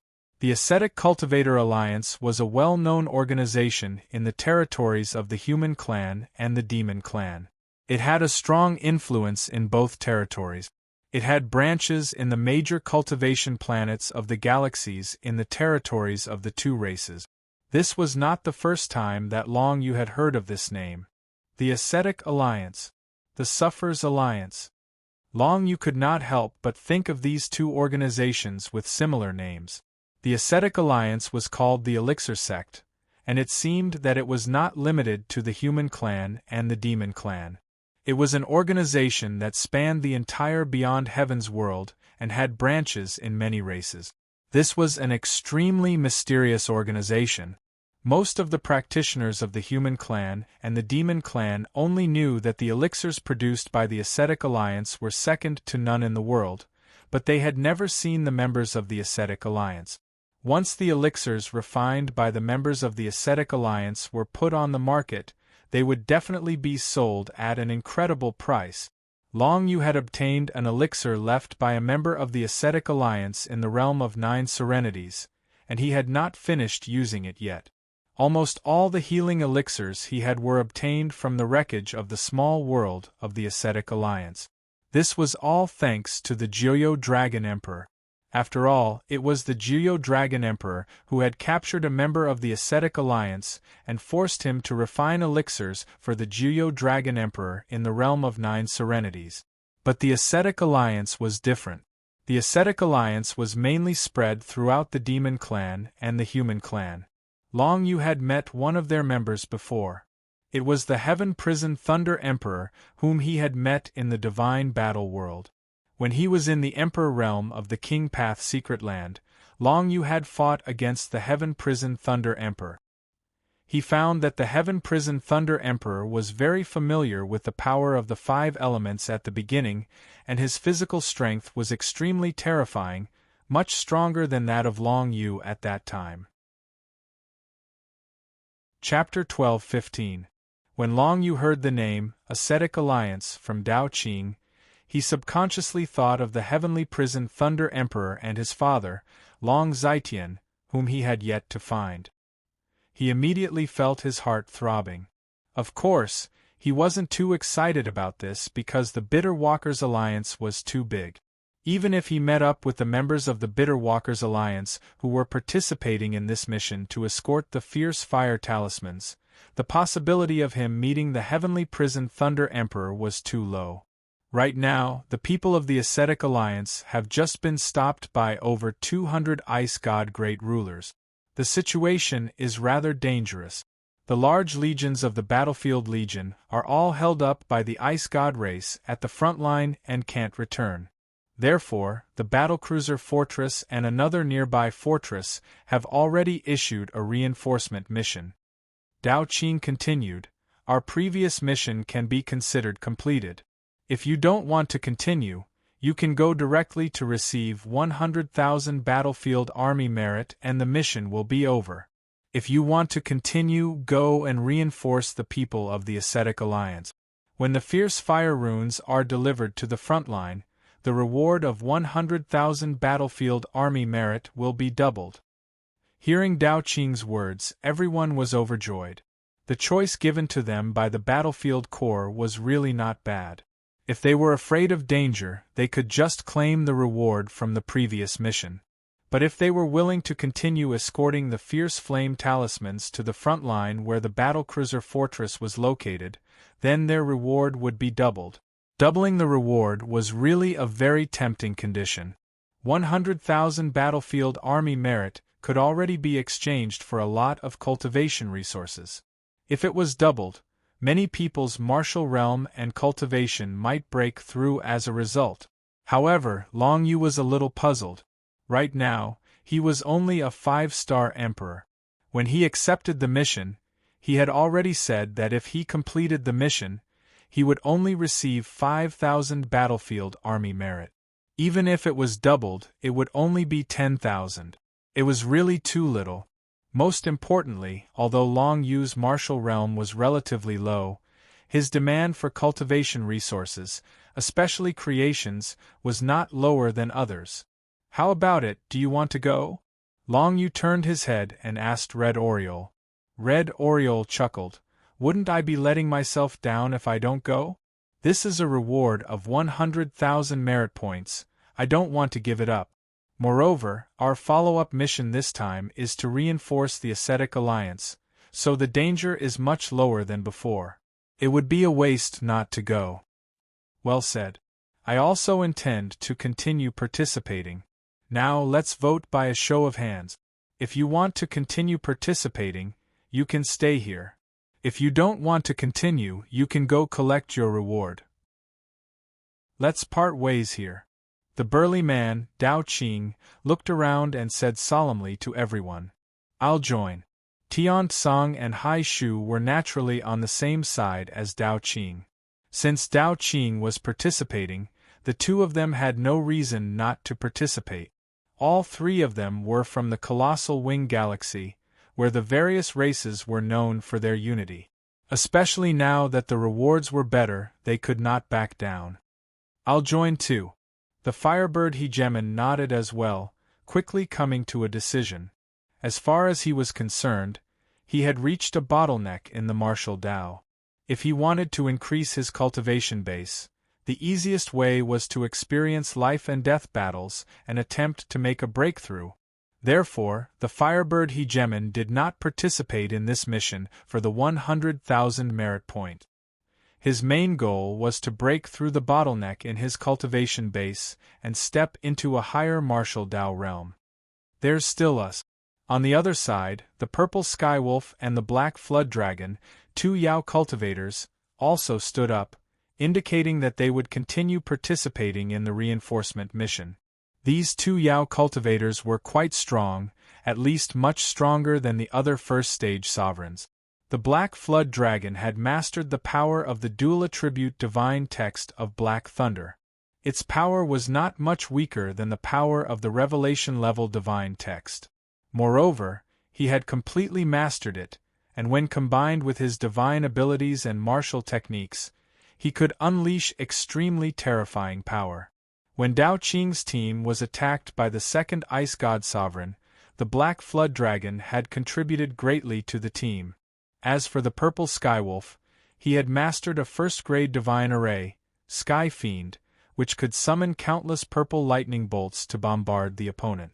First-grade divine arrays were rumored to be the key to the demigod realm, so it was obvious how powerful they were. Although not every cultivator who had mastered a first-grade divine array could step into the demigod realm, if one wanted to step into the demigod realm, it was necessary to practice a first-grade divine array. This was because a divine array was actually the mastery of the divine text. After mastering a first-grade divine array, the cultivator could master the divine text of that element to the peak, and naturally, it would be easier for them to step into the demigod realm. Seeing that all the experts in the team had chosen to continue with the mission, the handsome young man of the divine Wood Yao clan, Han Hen, also stood up. I'll also participate in the follow-up reinforcement mission. After all, we're reinforcing the ascetic alliance. We might not even have to do much, and we can easily get double the reward. Why not? The other first-stage sovereigns all nodded in agreement. None of the 13 people, including Long Yu and Red Oriole, chose to withdraw.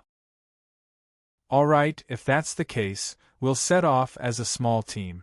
We've worked together before, so if we meet another opponent, it'll be easier for us to deal with them. When Dao Qing saw that no one had withdrawn, he immediately revealed a rough smile.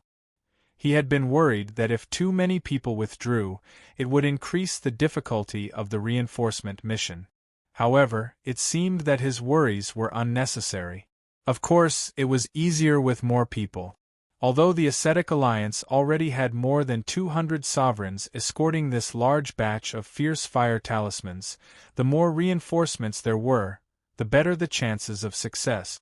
This time, when we go to reinforce, it's very likely that we'll encounter the Ice God clan sovereigns from before, including the long-horned Ice God clan sovereigns and the pentagonal Ice Crystal sovereign. After they retreated, there's no way they would leave this area. They must have received news that they were sent to deal with the ascetic alliance. Red Oriole pondered for a moment and guessed. That's right. The 13 of us are relatively familiar with those two Ice God clan sovereigns. If we encounter them again, the chances of us killing them are not low. We'll have to rely on you guys, a first-stage sovereign said with a nod. A first-stage hegemon nodded, his gaze focused on Redbird, Dao Qing, and the Firebird hegemon. This feeling of being ignored seemed to make Han Hen of the Divine Wood demonic tribe very uncomfortable. However, this handsome youth didn't say anything. After all, it was an indisputable fact that Red Oriole and the others were stronger than him. There was no point in him retorting, and he couldn't change the opinions of others. It should be known that even Han Hen himself was like this. He was now extremely respectful to Red Oriole and didn't dare to show any dissatisfaction. However, he was still the same towards Long Yu. This was because he looked down on the weak. At the end of the day, it was the same reason why others looked down on him. However, this made Han Hen secretly decide that as long as he had the chance, he would definitely show off his strength and let these people see what he, Han Hen, was capable of. Most importantly, after the battle with the Ice God clan sovereigns, Han Hen's battle weapon seemed to have reached a higher level of compatibility, reaching the highest level, the unparalleled realm. That way, the battle weapon would develop its own consciousness, and its power would increase by at least tenfold. Unparalleled compatibility was the highest level of compatibility between a cultivator and the battle weapon. It allowed the cultivator to unleash all the power of the battle weapon, and some might even surpass it. If it was used in conjunction with an unbounded martial skill, the explosive power would be absolutely astonishing. Even for Long Yu, with the exception of the Netherworld Dragon Dagger, he hadn't reached the unparalleled realm with any other battle weapon. Furthermore, the Netherworld Dragon Dagger's grade was too low. If he didn't find a way to improve it, it would probably become less and less useful to Long Yu in the future. That was something that Long Yu had always kept in mind. Unfortunately, it wasn't that easy to improve the grade of a battle weapon. Otherwise, there wouldn't be so many low-grade battle weapons in the world. According to what Red Oriole and Concubine Yu had said, there were two things that needed to be done to improve the quality of the Void Nether Dragon blade. The first was to find a precious material known as the Primordial Origin, and the second was to have the help of a reliable weapon refinement master. Long Yu wasn't worried about the weapon refiner. With the wretched old man Wei Yuyan around, it shouldn't be difficult to improve the Netherworld Dragon Dagger's grade. The problem was that the precious material, the primordial essence, was simply too difficult to find. If one was lucky, the primordial essence could be found anywhere in the world. After all, it was the origin of the primordial 5 element. Simply put, it was the power that existed before the primordial 5 elements were born. However, the primordial origin only existed for a short period of time. No matter where it was nurtured, it would quickly transform into the purest primordial 5 elements power.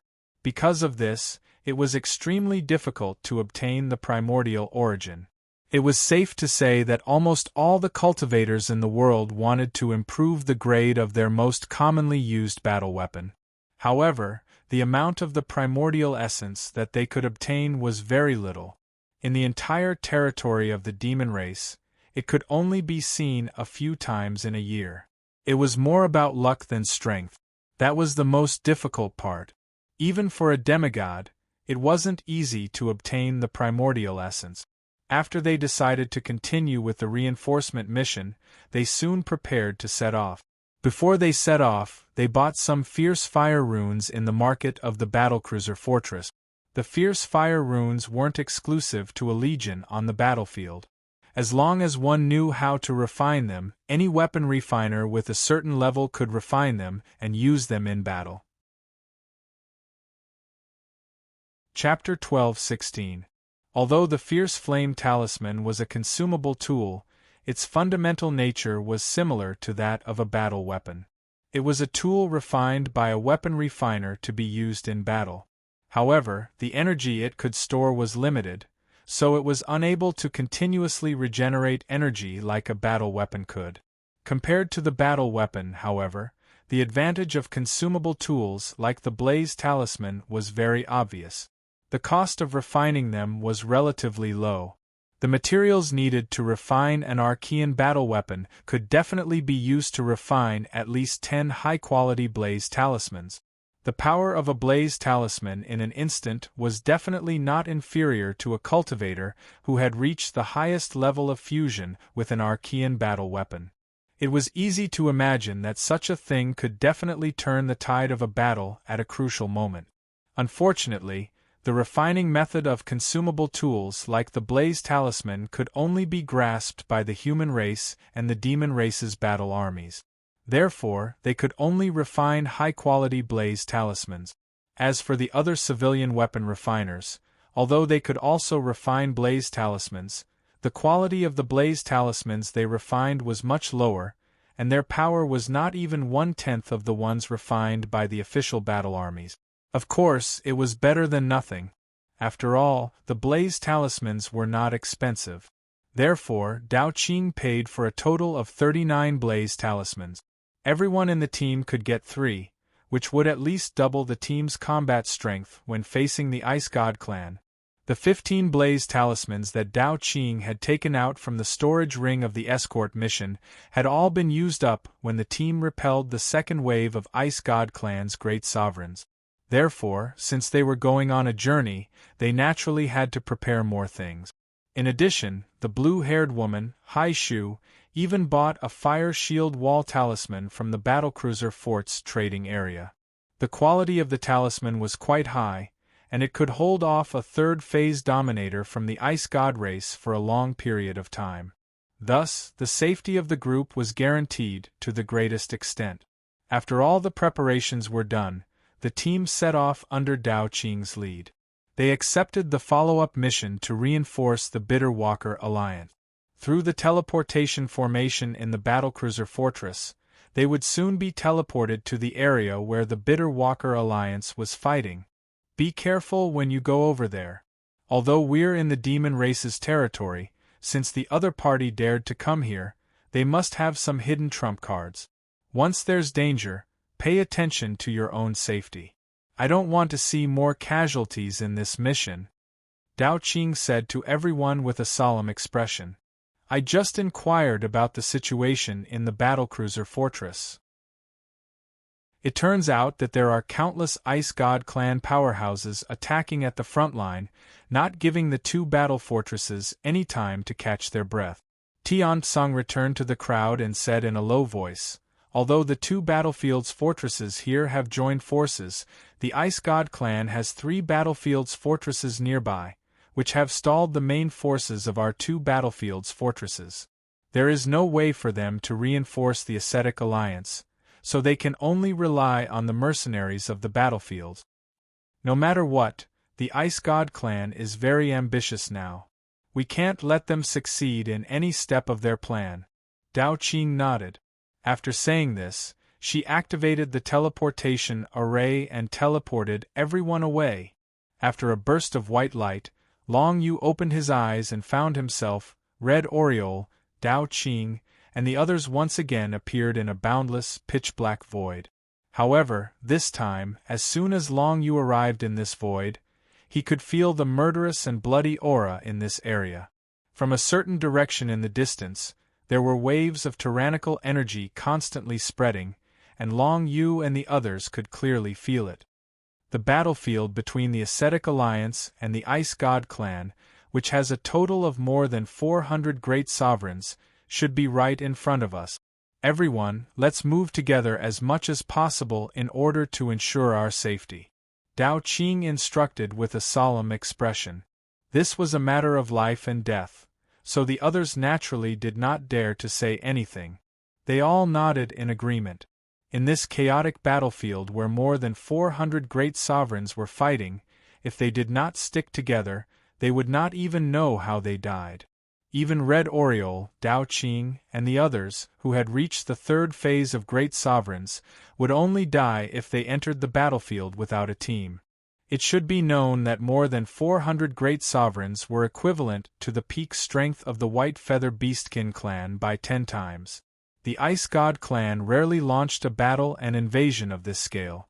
This time, the Ice God clan must be very determined, and they wanted to gain some advantage in the battlefield against the Beastkin clan. It was impossible to conquer the Beastkin clan's territory with this, but even a little advantage would be a great encouragement to the entire Ice God clan. Let's go! As soon as Dao Qing gave the order, everyone flew toward the battlefield. This mission could not only be accepted by the team that had accepted the mission to escort the Fierce Fire Talisman. If that was the case, no one else would come to help on the battlefield. As long as they were mercenaries, they were qualified to participate in this mission to reinforce the Ascetic Alliance. After all, this mission would determine the final outcome of the battle against the Ice God clan. Therefore, when Long Yu followed Dao Qing and the others to the battlefield, he saw many experts of the Beastkin clan appearing in the void all around them. They had also arrived at the battlefield through the teleportation array, and were rushing toward the fierce battle of the Ascetic Alliance as fast as they could. These experts of the Beastkin clan were all existences in the Sovereign's secret realm, and most of them were great sovereigns. Long Yu could see more than 30 great sovereigns rushing toward the battlefield with his naked eyes. Looks like there are quite a lot of mercenaries in the battlefield. The regular army is blocking the main forces of the Ice God clan at the front line, and the pressure is too great, so the mercenaries of the battlefield are protecting the rear. This is indeed a good idea, Long Yu thought to himself. Very quickly, the group arrived at the edge of the battlefield.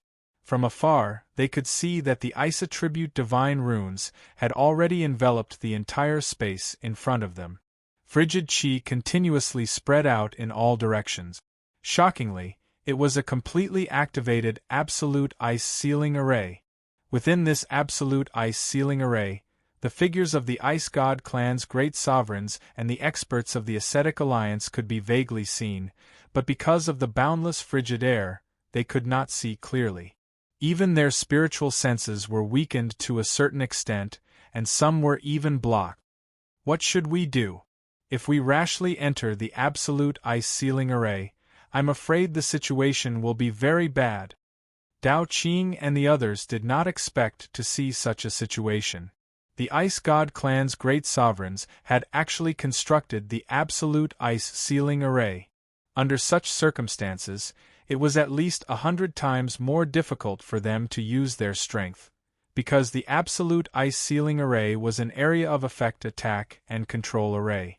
As long as they entered that area, all cultivators who did not belong to the Ice God clan would be corroded by the power of the absolute ice sealing array.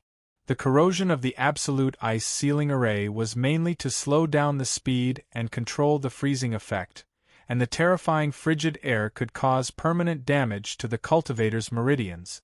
Other than secret martial arts like the undying purple blood and long-used devil dust heart, there was no other way to completely ignore the corrosion of the frigid air in the absolute ice sealing array.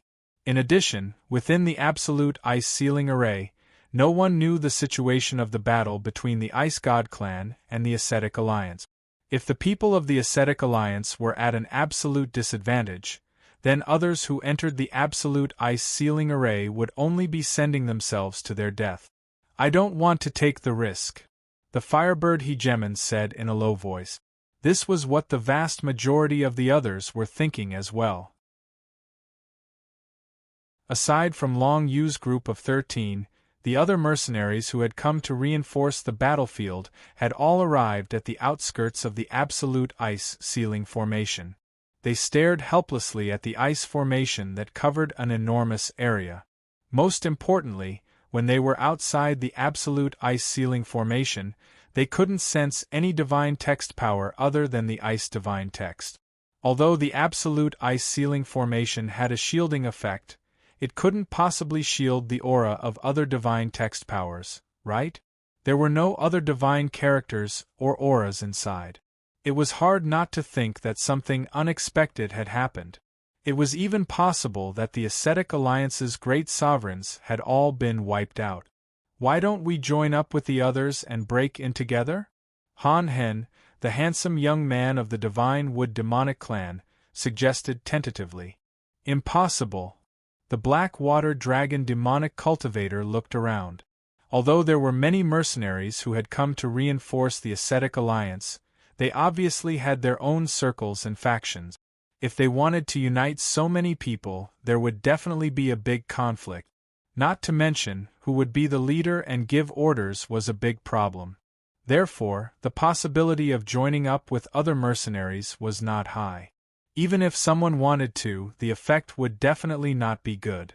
Moreover, even if all the mercenaries on the outskirts of the absolute ice sealing formation joined forces, there would be no more than 50 great sovereigns. With such a small number of people, even if they rushed into the absolute ice sealing formation, there would only be the possibility of being annihilated if they encountered an ambush. Damn it, the battlefield fortress asked us to come as reinforcements. I didn't expect such a situation. With the absolute ice sealing formation, how would we dare to casually reinforce? Chapter 12-17. Dozens of reinforcements from the Battlefield Legion were isolated outside the absolute ice array. They did not dare to take another step into the array, for fear of encountering fatal danger. Everyone was at their wits' end. There was nothing Long Yu and Red Oriole could do in this situation. Unless they possessed absolute strength, they would not be able to force their way through the absolute ice sealing array. Doing so would only result in death. This is troublesome. This reinforcement mission is so difficult. As expected, It's not easy to get double the battlefield merit points. For now we can only wait and see, Dao Qing said to everyone in a low voice. Everyone nodded. In the face of this situation, no one was willing to take the risk, because they would lose their lives if they were not careful. Anyway, if the mission failed, the merit points would not be deducted. In the big picture, even if the fierce fire talismans were not delivered to the front line, it would not bring any disadvantage to the monster race camp. At most, they would not be able to expel the ice god race as soon as possible. The front line was still in a balance overall. Moreover, if they really could not resist the ice god race, the monster race would definitely send more battlefield fortresses in this direction to stop the majority of the ice god race army. Everyone waited outside the absolute ice array. After about an hour, the total number of reinforcements from the battlefield legion had reached 100 people, and it was still increasing. However, the absolute ice array did not show any signs of weakening. Moreover, within the range of the absolute ice array, everyone still did not feel the power of other attributes of the divine text, which cast a shadow over everyone's hearts. However, at this moment there was a sudden change in one direction of the absolute ice array. A dazzling golden light suddenly appeared on the surface of the endless ice divine text, and it burst out from the inside of the absolute ice array. Although this golden light was very small, it was so bright that it immediately attracted the attention of all the reinforcements outside. It should be known that the place was originally full of ice divine text, and the sudden appearance of the golden light, even if it was only a small golden light, would definitely attract the attention of all the powerhouses present. After the appearance of the golden light, the entire absolute ice array seemed to have a loophole, and its overall aura was suddenly weakened by more than half. Although it was still frightening, it no longer felt as if they would die upon entering. Most importantly, there was a passageway at the place where the golden light burst out from. That passageway seemed to lead to the interior of the absolute ice ceiling array. You can go in. Dao Qing immediately made a judgment. He narrowed his eyes and quickly pondered. The golden light burst out and caused damage to the absolute ice ceiling formation, so that golden light was definitely not cast by the Ice God clan. Moreover, Dao Qing had never heard of the Ice God clan being able to comprehend the power of the Ice God clan other than the Ice God clan. In that case, the golden light must have come from the inside of the absolute ice ceiling spell formation. It must have been cast by the powerhouses of the Bitter Walkers Alliance. They must have created a passage for the reinforcements from the outside to enter the absolute ice ceiling spell formation. This was Dao Qing's first conclusion. Moreover, the golden light was very powerful. After breaking a big hole in the absolute ice seal array, the entire absolute ice seal array's aura did not recover. It seemed to be completely suppressed by the power of the golden light. Since that was the case, it was very likely that it would be very safe to enter through the path opened by the golden light. However, among so many people present, there were not many who could make such a judgment. Most people were still looking at the scene in shock, trying to guess what the golden light was. At this time, Dao Qing had already led everyone in flying in the direction of the golden light. At the same time, 2 other reinforcement teams flew in the direction of the golden light. The 2 reinforcement teams had a total of more than 20 people. Their scale was similar to that of Long Yu's team. However, there were fewer great sovereigns. Each reinforcement team only had 6 or 7 great sovereigns. The rest were all high sovereigns. After all, when Long Yu's team accepted the battlefield army mission, it was clearly stated that only great sovereigns could accept it. Very few other teams had such a strong configuration like Long Yu's team. However, it was worth noting that the 2 reinforcement team leaders were very strong. Just their aura alone was definitely not weaker than Red Oriole and Dao Qing. Of course, there was no point in thinking about this now. Everyone had a common enemy, and that was the 200 Ice God clan great sovereigns who had invaded the goblins' territory and wanted to steal the fierce fire talismans. The three small teams were the first to react. They immediately charged towards the icy passageway created by the burst of golden light. Long Yu, Red Oriole, Tian Tsang, Hai Shu, and the others naturally obeyed Dao Qing's orders. Moreover, they had determined that this icy path was definitely passable. Right now, if they wanted to reinforce the Bitter Walker Alliance, they could only go through this path. Dao Qing was the first to lead the team. However, they were not the first to enter the icy path. This was because when they were about to enter, Dao Qing asked everyone to slow down a little. In this situation, it's best not to rush to the front. Otherwise, it will be very easy for accidents to occur. This was the consensus in everyone's hearts. Therefore, they slowed down and let the other team enter first. Then, they followed behind the other team and stepped into the icy path. The reason why it was called an icy path was because it had been created in the absolute ice formation. The surroundings were surrounded by ice divine characters that were close to solid. However, at this moment, the icy path was filled with golden light. The golden light that had shot out from the absolute ice formation had created such a path. The power of the golden light had not dissipated. Instead, it lingered on the walls of the path, preventing the absolute ice formation's power from regenerating and merging. However, it seems that this path won't last for much longer. Although this golden light is very powerful, the absolute ice formation was created by many Ice God clan great sovereigns. It's easier said than done to suppress it. Tian Tsang, the middle-aged man with sharp eyebrows and bright eyes, shook his head and sighed. Along with his words, everyone noticed that the golden light around the passageway was gradually fading, and it was once again enveloped by the ice divine markings. Although it could still be maintained for now, it would likely collapse in another 30 minutes. Now that they had entered the path, they immediately felt the pressure from the absolute ice formation. The space divine characters were completely blocked and could not be used. Behind them, there were other teams that had entered the path. It was impossible for them to retreat. We can only move forward. Once we encounter danger, immediately use the fierce fire talisman. Remember, Dao Qing reminded everyone. Then, she walked at the forefront, following the team in front.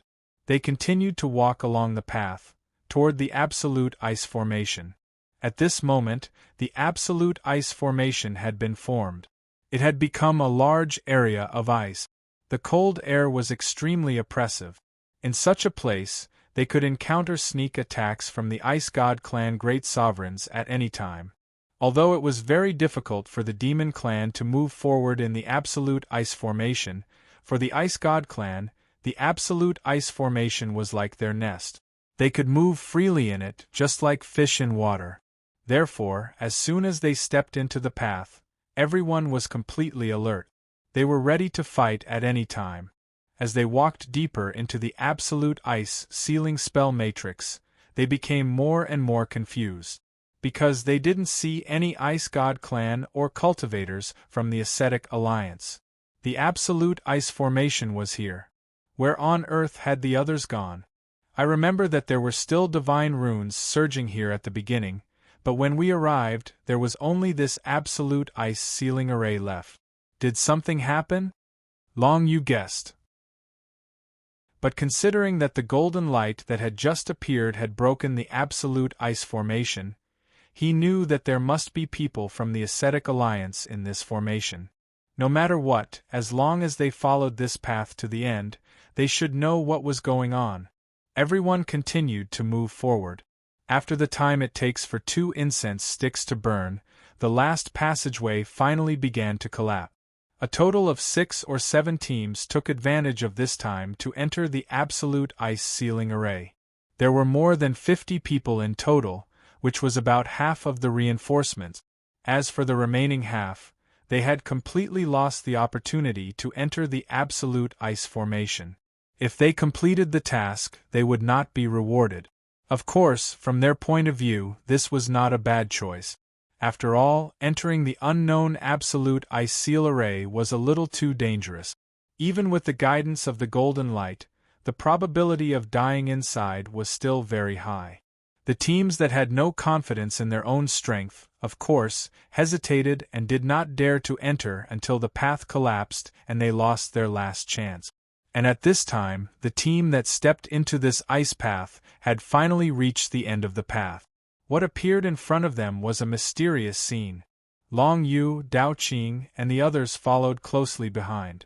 When they reached the end, they all widened their eyes and looked at the scene in front of them in disbelief. What's going on?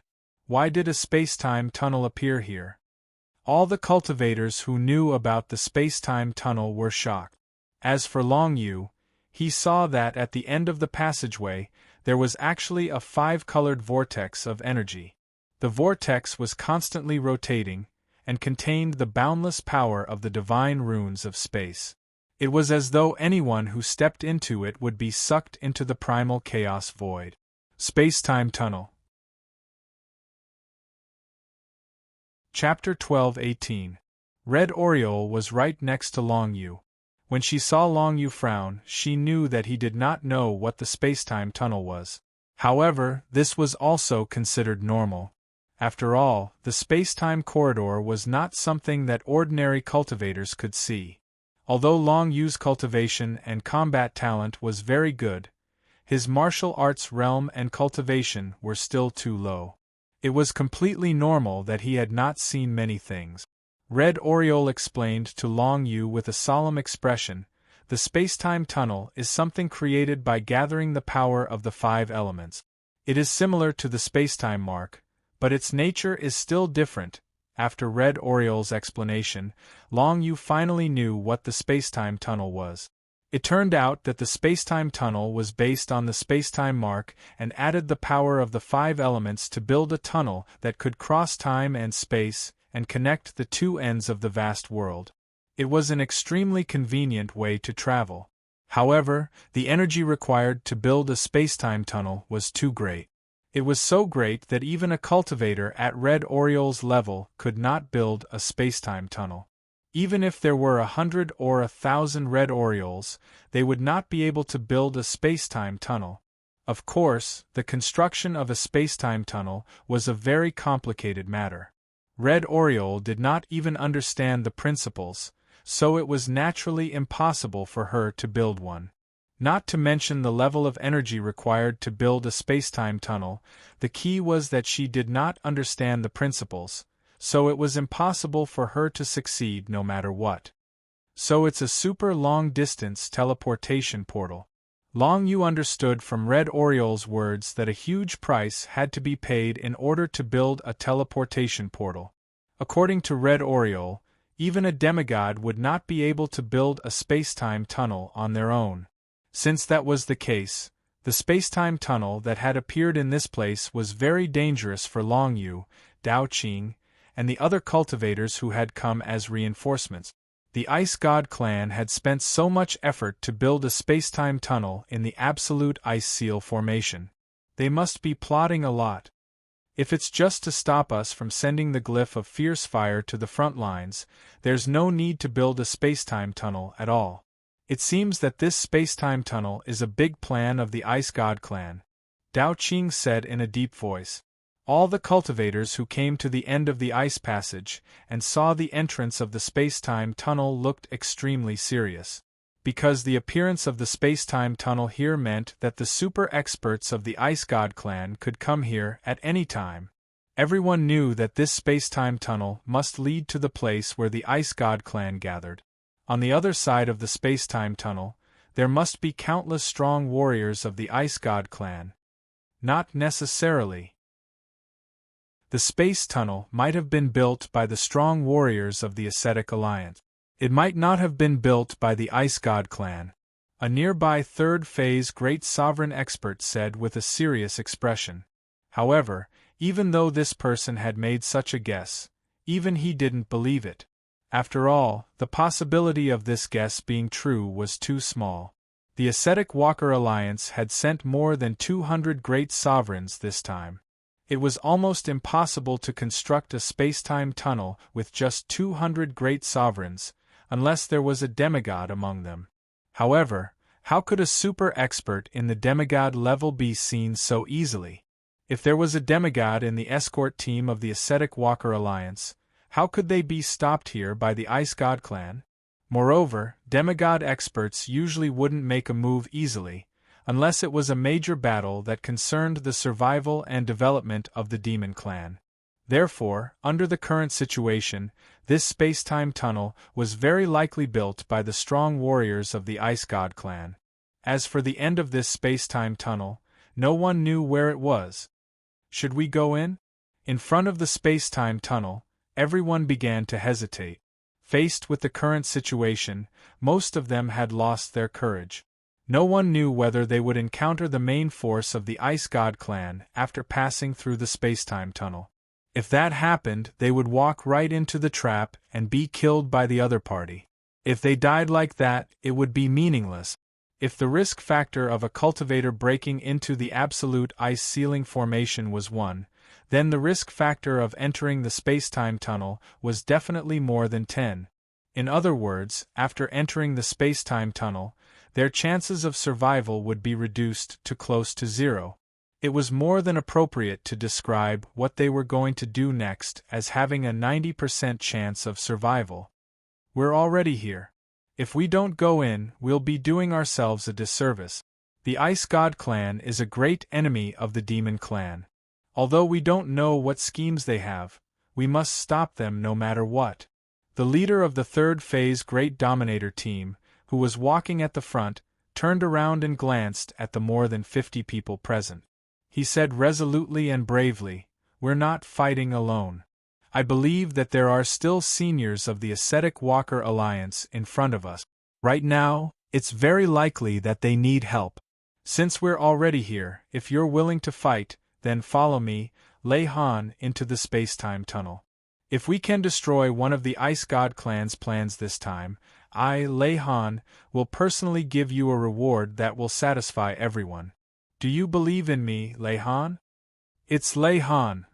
Everyone in the surroundings was stunned when they heard him, and this included Dao Qing and the others. At this moment, all of them were flabbergasted. Long Yu narrowed his eyes. He saw that the third phase Great Dominator who called himself Lei Han had actually begun to change his appearance.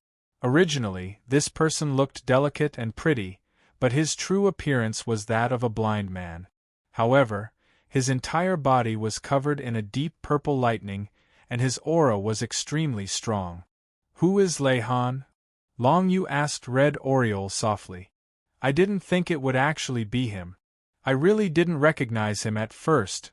Red Oriole had a somewhat happy expression on her face as she said to Long Yu, "This Lei Han is actually already at the 5th phase Great Dominator realm. He's practically the strongest existence in the world.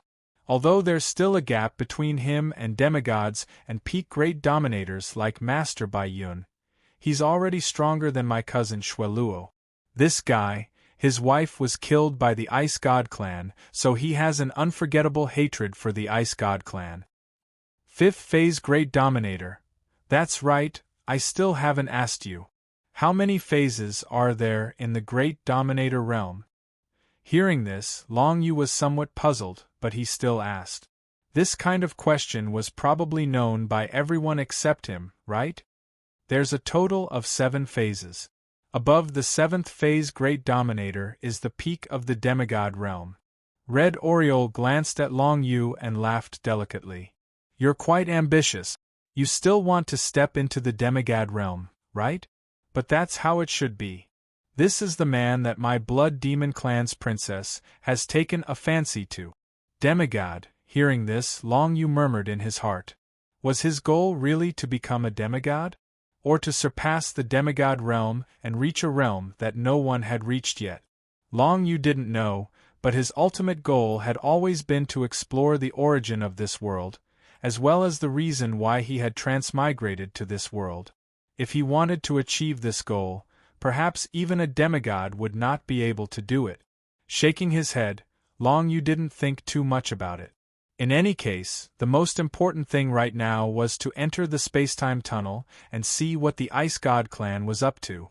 With Lei Han around, if the whole thing was successful, the reward would definitely not be a problem.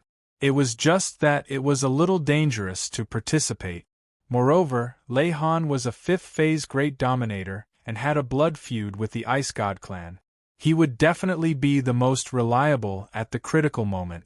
Even if it was Dao Qing, Tian Song, Hai Shu, and the others, Long Yu didn't particularly trust them. In a life-and-death situation, would Dao Qing and the others still take care of Long Yu? Long Yu really couldn't be bothered to think about it. This was a question that he knew the answer to even if he used his but to think. Then follow us in. Anyway, we can't retreat even if we want to. Since that's the case, we can only move forward. Although the danger is too high, if we succeed, the reward will definitely not disappoint us. It might even allow us to break through to the next level of cultivation. Yes, it is too difficult for us to improve our martial arts realm now. If we enter the space-time tunnel and encounter some fierce battles, it is very likely that we will break through the bottleneck that has existed for many years. With Senior Lei Han here, our safety can still be somewhat guaranteed. The Ice God clan is a great enemy of our demon clan. How can we retreat? Senior Lei Han, just lead the way, and we will follow behind. If there is any battle, we must let the Ice God clan taste the power of our demon clan experts. Under Lei Han's encouragement, the atmosphere gradually became lively. Soon, almost everyone present expressed that they would continue to move forward. There was no other way. In addition to moving forward, the only thing they could do was to wait here. That way, when the others entered the space-time tunnel, they would still be in danger. No one knew whether there were experts of the Ice God clan lurking in the absolute ice seal formation. At this time, it was safer to follow the main group.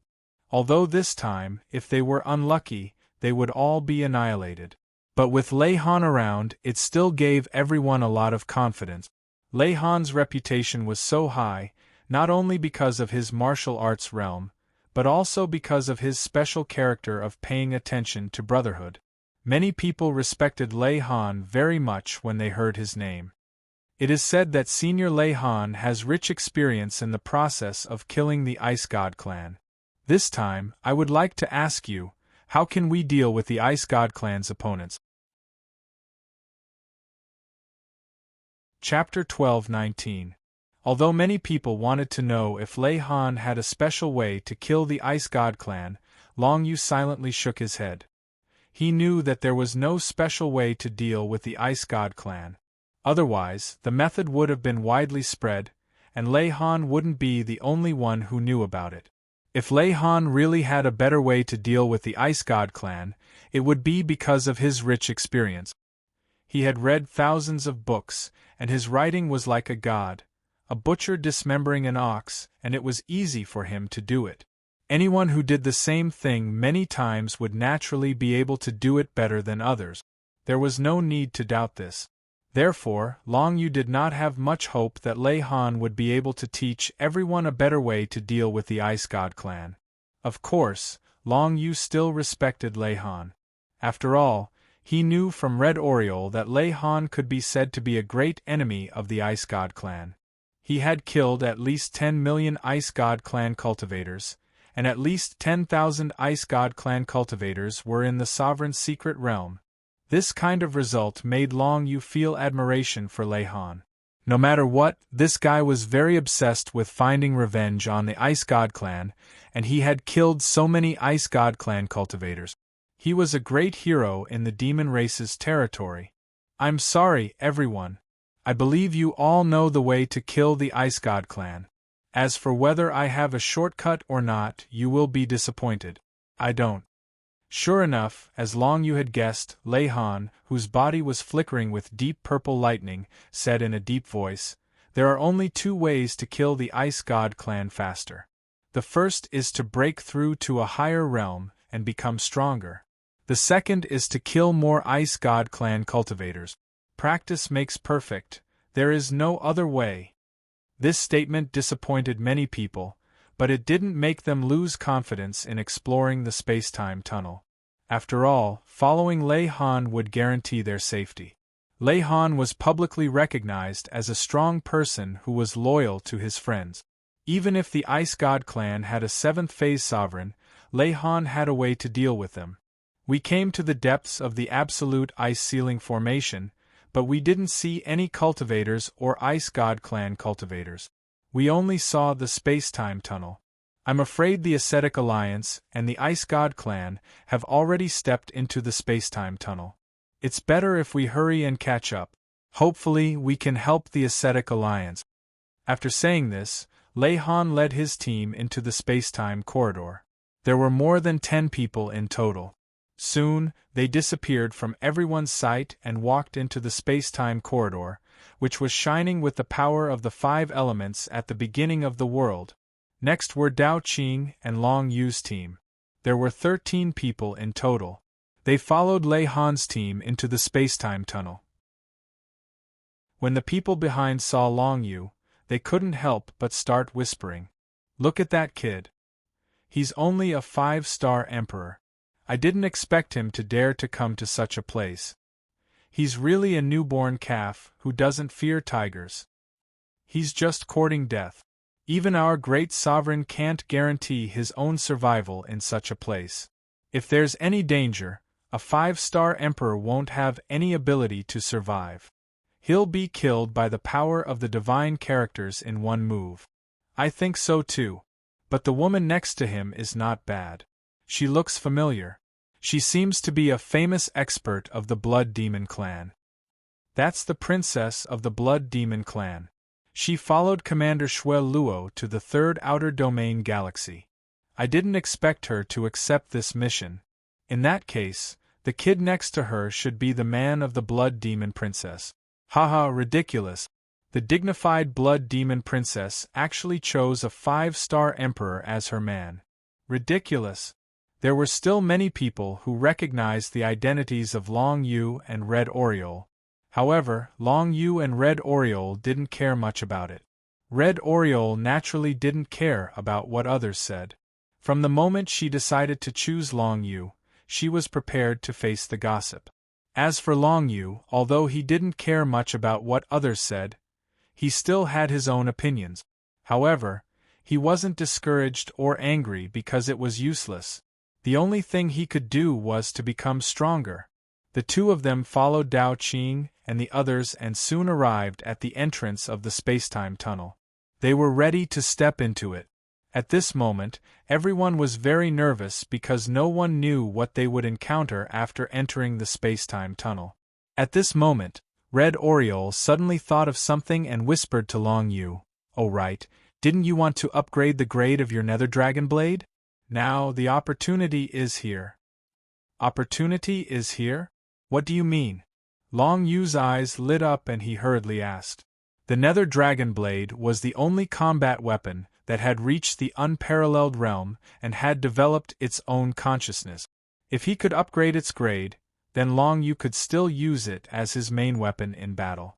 Otherwise, as Long Yu's strength increased, the Nether Dragon Blade would probably be eliminated. It's the primeval origin. The spacetime tunnel is made from the power of the primeval 5 elements, and it's a spatial passageway that runs through the power of the primeval 5 elements. I've heard that in the spacetime tunnel, precious materials that are made from the power of the primeval 5 elements often appear. The primeval origin is one of them. If you're lucky, you might be able to find some. Of course, the chances aren't high, but there's a slight possibility. Red Oriole explained to Long Yu. Long Yu was pleasantly surprised. Who would have guessed that the spacetime passageway would produce primeval essence? With it, he would be able to combine it with the Nether Void Dragon Dagger, and push it from the Archean level to the Archean level.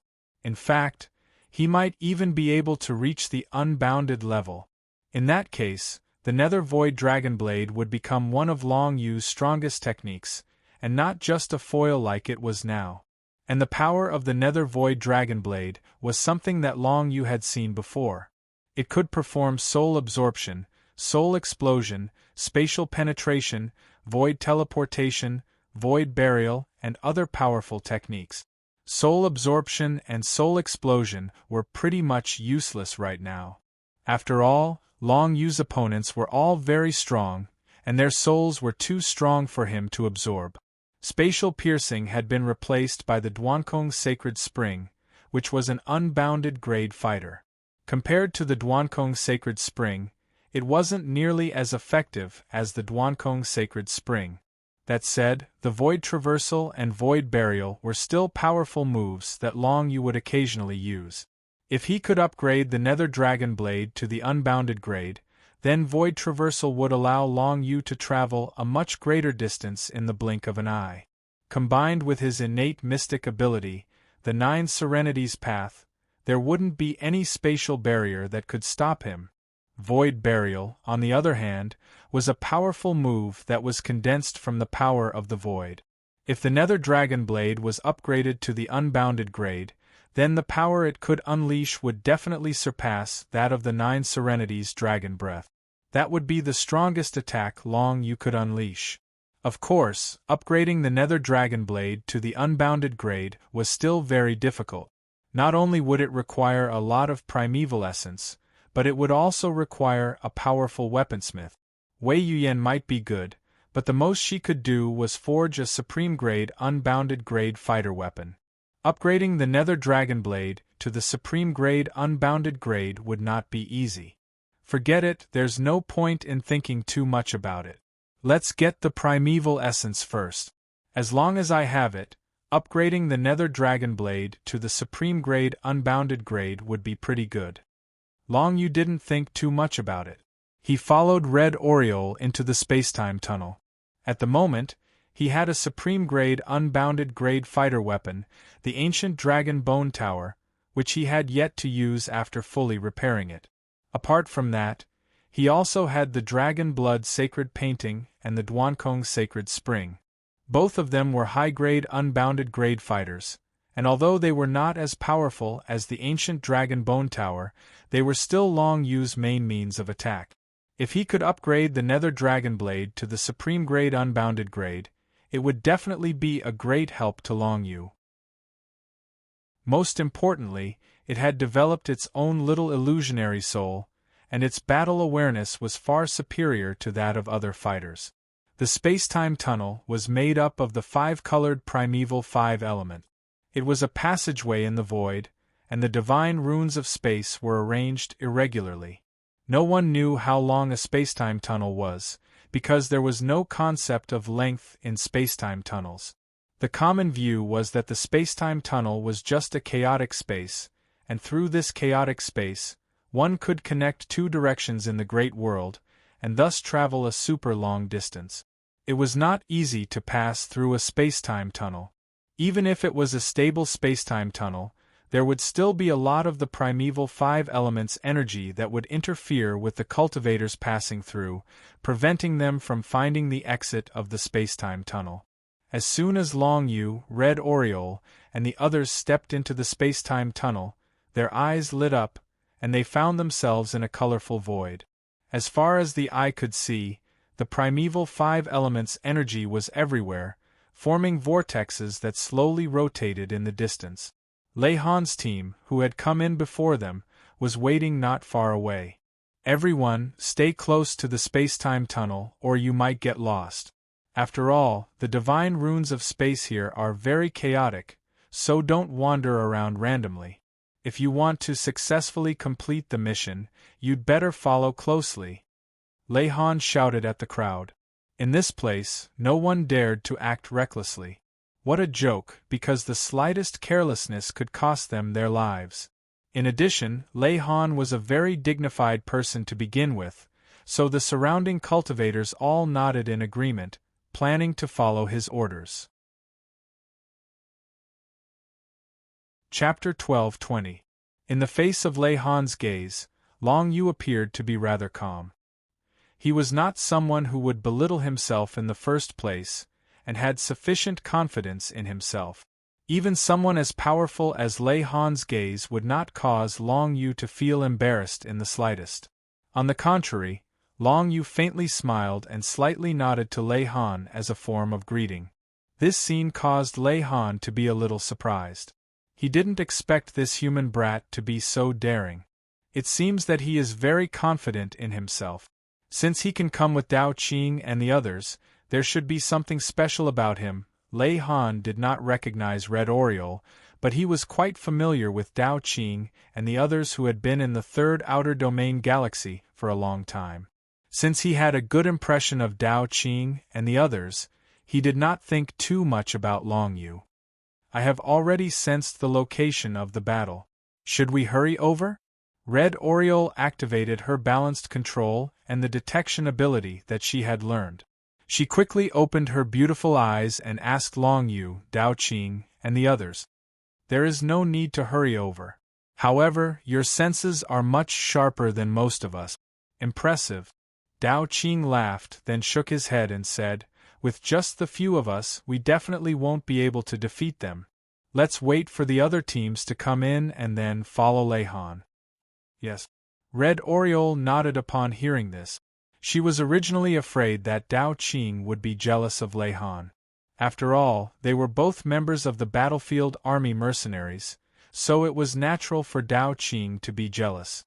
However, Dao Qing did not disappoint Red Oriole and decided to follow Lei Han. This was the correct attitude when training outside. One must know that there was always someone better than one. Otherwise, one would end up like the third prince of the Golden Flood Dragon Goblin clan. Now, the handsome young man from the Divine Wood Monster tribe, Han Hen, seemed to be jealous of Long Yu. This kind of person was destined to not live long. It was highly possible that Han Hen was sent out by the Divine Wood Monster tribe to gain experience. Unfortunately, his strength was not good enough and he was not a likable person. If he continued to stay in the third outer domain galaxy, his future would not be so smooth. Fortunately, Dao Qing wasn't so narrow-minded. Even if there were people present who were willing to obey Lei Han's orders, Dao Qing didn't have any objections, because they were stronger than him and possessed more prestige than him. So, obeying Lei Han's orders wasn't something shameful. Red Oriole secretly admired Dao Qing. Of course, this admiration was different from her fondness for Long Yu. She could tell that Dao Qing was more reliable. Do you feel their battle aura? Let's bring the two of them over to take a look. At this time, Lei Han led the two second-stage Dominator experts in his team and arrived in front of Red Oriole. He was surprised and delighted by Red Oriole's words. One had to know that even Lei Han, a fifth-stage Dominator, was unable to sense where the battle was going on in the space-time tunnel. However, a first-stage Dominator girl was able to sense it. Of course, Lei Han was shocked. In terms of basic strength, as a fifth-stage Dominator, Lei Han was definitely 10 times stronger than a first-stage Dominator like Red Oriole. However, in terms of perception, he was slightly inferior to Red Oriole.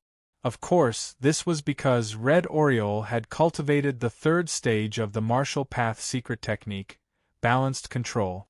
It was also the detection secret technique that Long Yu had imparted to her. Compared to innate abilities, the Martial Path secret technique was definitely superior. No matter who it was, the detection ability was nothing compared to balanced control. Although Red Oriole had only cultivated balanced control to the third stage, her perception had already surpassed the majority of Dominator experts. This caused Long Yu to realize something. The Martial Path secret technique seemed to be an important factor that affected a cultivator's actual combat strength. After reaching the Dominator realm, it was extremely difficult to increase one's cultivation. However, if one cultivated a certain Martial Path secret technique, they would be able to leave others several streets behind in certain aspects. There's no need to talk about the effects of balanced control. The worldly purity body allows me to be immune to the majority of mental and control technique. It has a miraculous effect when dealing with certain opponents, and it also increases my chances of survival. As for the Devil Dust Heart, there's no need to talk about it. It's the most important trump card to turn defeat into victory. Long Yu analyzed the 3 martial path secret techniques that he had obtained from the Jiryo Dragon Emperor. Every one of them had a specific effect that allowed Long Yu to greatly improve in certain aspects. These martial path secret techniques were undoubtedly extremely precious. Apart from Long Yu and Red Oriole, even the most basic balanced control was something that very few people, apart from Long Yu and Red Oriole, could cultivate. If Long Yu's cultivation increased by himself, just by relying on these 3 martial path secret techniques as a foundation, he would be able to develop a faction that was definitely not weaker than the Blood Demon race. The importance of martial path secret techniques could be seen from this. 2 second stage dominators arrived in front of Red Oriole. These 2 were members of Lei Han's team. They seemed to be twins, 2 Thunderbird demonic cultivators. When they transformed into human forms, they had very sharp beaks.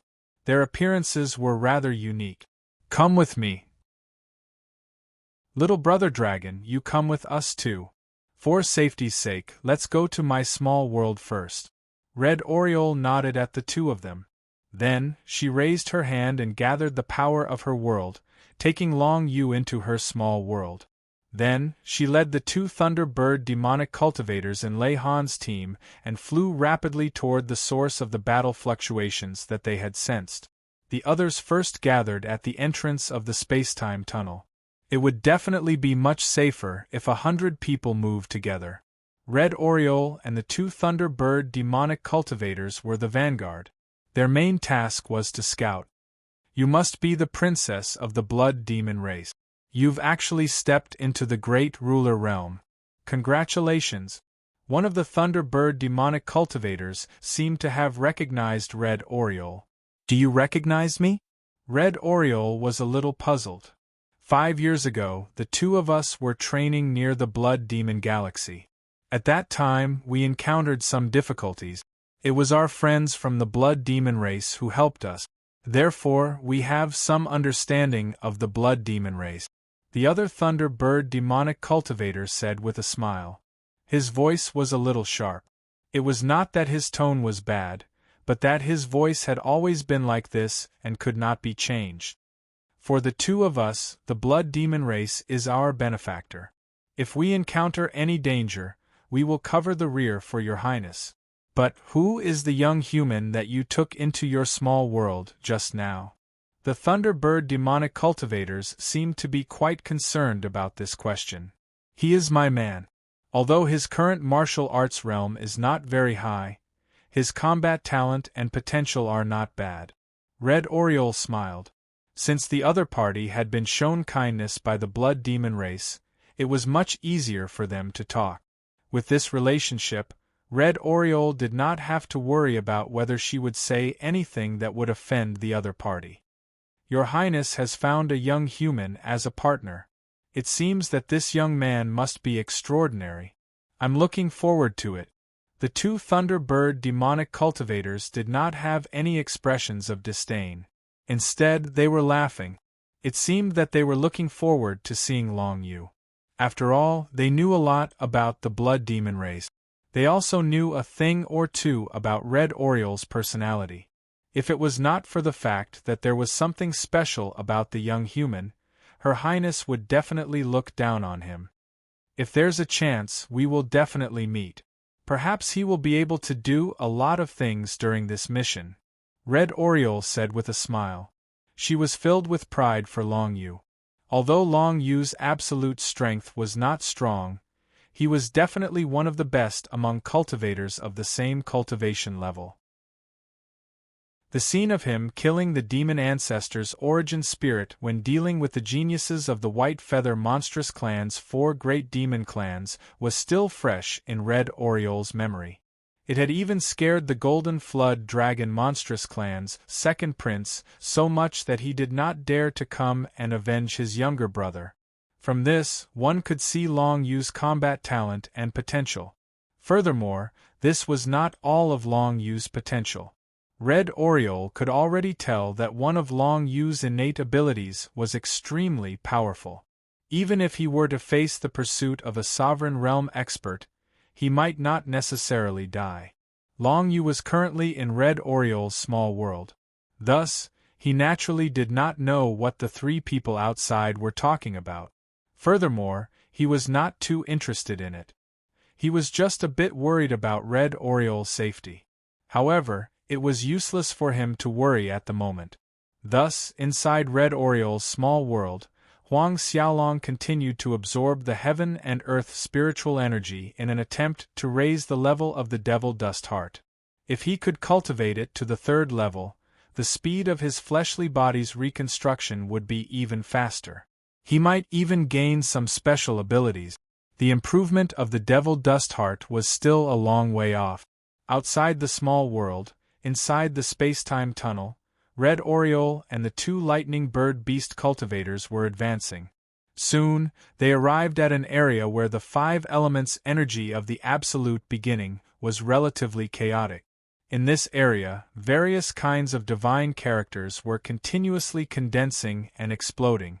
Many tyrannical existences appeared in front of the three people. "It's really here." One of the lightning bird beast cultivators' face sank. He saw countless experts of the Ice God clan. There were at least 1,000 of them, and all of them were existences in the sovereign secret realm or above. Half of them were even grand sovereigns. They were actually besieging another group of humans and beasts. Clearly, that group was the Bitter Walker Alliance. The space-time tunnel was created by the Ice God clan. No one knew where it led to, but it was obvious that it led to the Ice God clan's territory. Therefore, it was too easy for the Ice God clan to send reinforcements to the space-time tunnel. On the contrary, the exit of the space-time tunnel in the beast's territory was blocked by the absolute ice sealing array. It was not easy to step into the space-time tunnel. This time, only 100 people had entered the space-time tunnel. Such a small number of people was not much of a threat to the 1,000 Ice God clan experts. Chapter 12:21. Red Oriole and the two lightning bird Yao cultivators looked at the situation, and their expressions became extremely grave. The Ice God clan was gathering in the space-time tunnel, and they were temporarily besieging the people from the Ascetic Walker Alliance, but they definitely had a follow-up plan. The biggest possibility was that they would directly invade the borders of the Demon Clan through this space-time tunnel. The Ice God clan hadn't sent enough experts from the other side of the space-time tunnel, so they hadn't taken any action yet.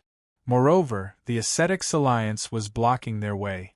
But if there were no accidents, the Ice God clan would definitely launch an army to invade the alien clan's battlefield closest to the Third Outer Galaxy, or even invade the Third Outer Galaxy. This was something that had never happened in the past thousands of years. The three outer galaxies outside the demon race's territory were very secure. If it was a normal invasion from the foreign race's battlefield, a dozen or so battlefield fortresses would be enough to stop all the enemies outside. But if they went through the space-time tunnel, they would be able to enter the deepest part of the Demon Clan's territory, which would cause immeasurable damage to the Demon Clan. Moreover, if they carried out this plan, they could also stop the Ascetics Alliance from escorting a large number of fierce fire symbols to the front line. It was a wonderful plan that killed two birds with one stone. From this, it could be seen that the Ice God clan must have an extremely wise general commanding the army in this battle, and the troops they sent this time were extremely terrifying. Otherwise, they wouldn't have been able to create the space-time tunnel. Once the space-time tunnel is created, no force can destroy it. It can only wait for the time to run out, and then the space-time tunnel will collapse on its own. Hong Ying's pretty face was extremely solemn. The space-time tunnel has just appeared, and according to my observation, it will probably last for at least 3 more days. During these 3 days, countless experts of the Ice God clan in the territory of the Ice God clan will enter through the space-time tunnel and try to attack the Third Outer Domain Galaxy. Yes, the situation doesn't look good. This space-time tunnel leads to the Ice God clan's hinterland, and their troops can be said to be endless. On our side of the spacetime tunnel, we're in the alien clan's battlefield. Although we're close to the third outer galaxy, we can't send as many troops as the Ice God clan, one of the Thunderbird monster cultivators said in a deep voice. I didn't expect the Ice God clan to create a spacetime tunnel to deal with us. Take a closer look. The other lightning bird demonic cultivator narrowed his eyes and said in a sharp voice, right now, we are facing the Ice God clan that is attacking the Bitterwalker Alliance. Those 1,000 Sovereign Realm experts aren't part of the Ice God clan's army. On the contrary, they seem to be a ragtag bunch. It seems like the Ice God clan wants these people to scout the path ahead. The main force is still behind them. Hearing this, Red Oriole raised her head and looked at the area where the battle was taking place. After careful observation, she found that it was indeed the case. The ice gods in front of her were not fighting in an orderly manner, and there were no rules or formations to speak of. Most of them were fighting in small groups.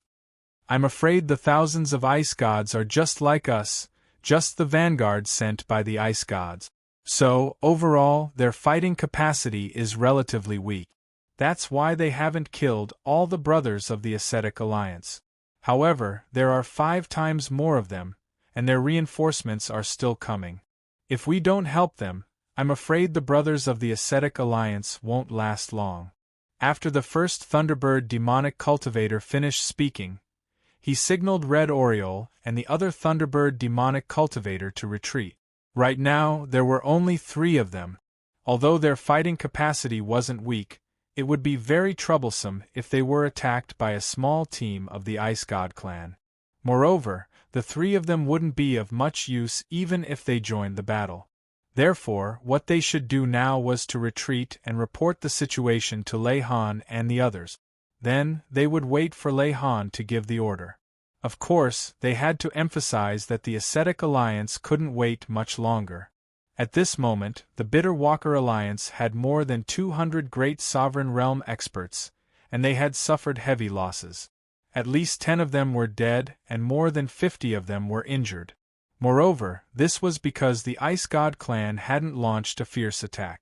Once the other side launched an all-out attack, the Ascetic Alliance's casualties would definitely increase significantly. Red Oriole and the 2 Thunderbird demonic cultivators turned around and wanted to leave. Unfortunately, they were so close to the battle zone that they were observing. Naturally, they were seen by the other side. To the people of the Ascetic Alliance, the appearance of Red Oriole and the 2 Thunderbird demonic cultivators was undoubtedly an announcement. That was, the demon race's reinforcements had arrived. Very soon, they would arrive at the battlefield in the spacetime tunnel. This gave the experts of the Ascetic Alliance some hope. As for the Ice God clan, the moment they saw Red Oriole and the 2 Thunderbird demonic cultivators, they knew that they were in trouble. However, they weren't worried.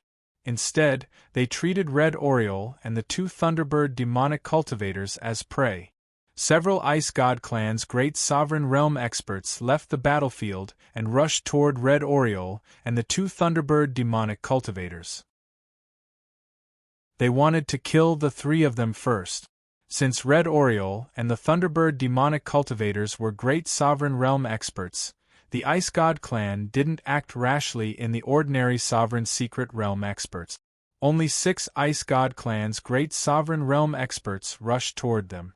Among them, 3 were second-stage Great Sovereign Realm experts. So fast.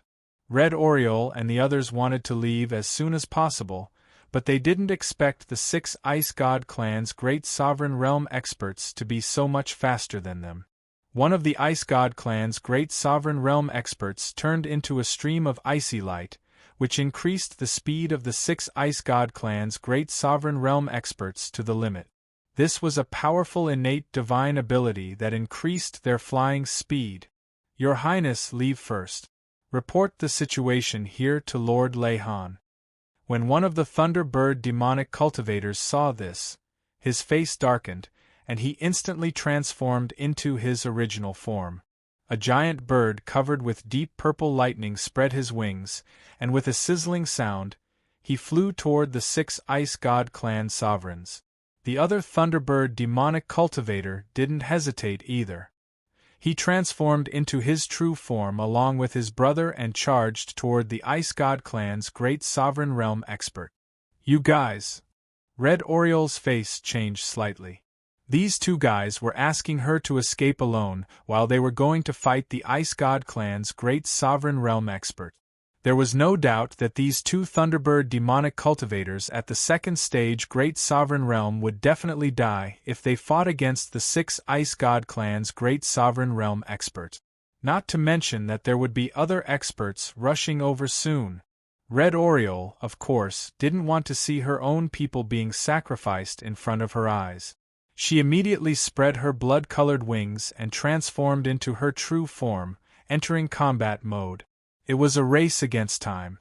If they were stalled by the 6 Ice God clan's great sovereign realm experts and couldn't kill them instantly, more experts would soon arrive and attack them. At that time, it would be impossible for them to escape. Therefore, Red Oriole didn't hesitate at all. She directly spread her blood-colored wings. She even extended her 6 demon blood wings as she charged toward the 6 Ice God clan's great sovereign realm expert. This was her divine grade absolute beginning technique, which had been awakened to the 8th level.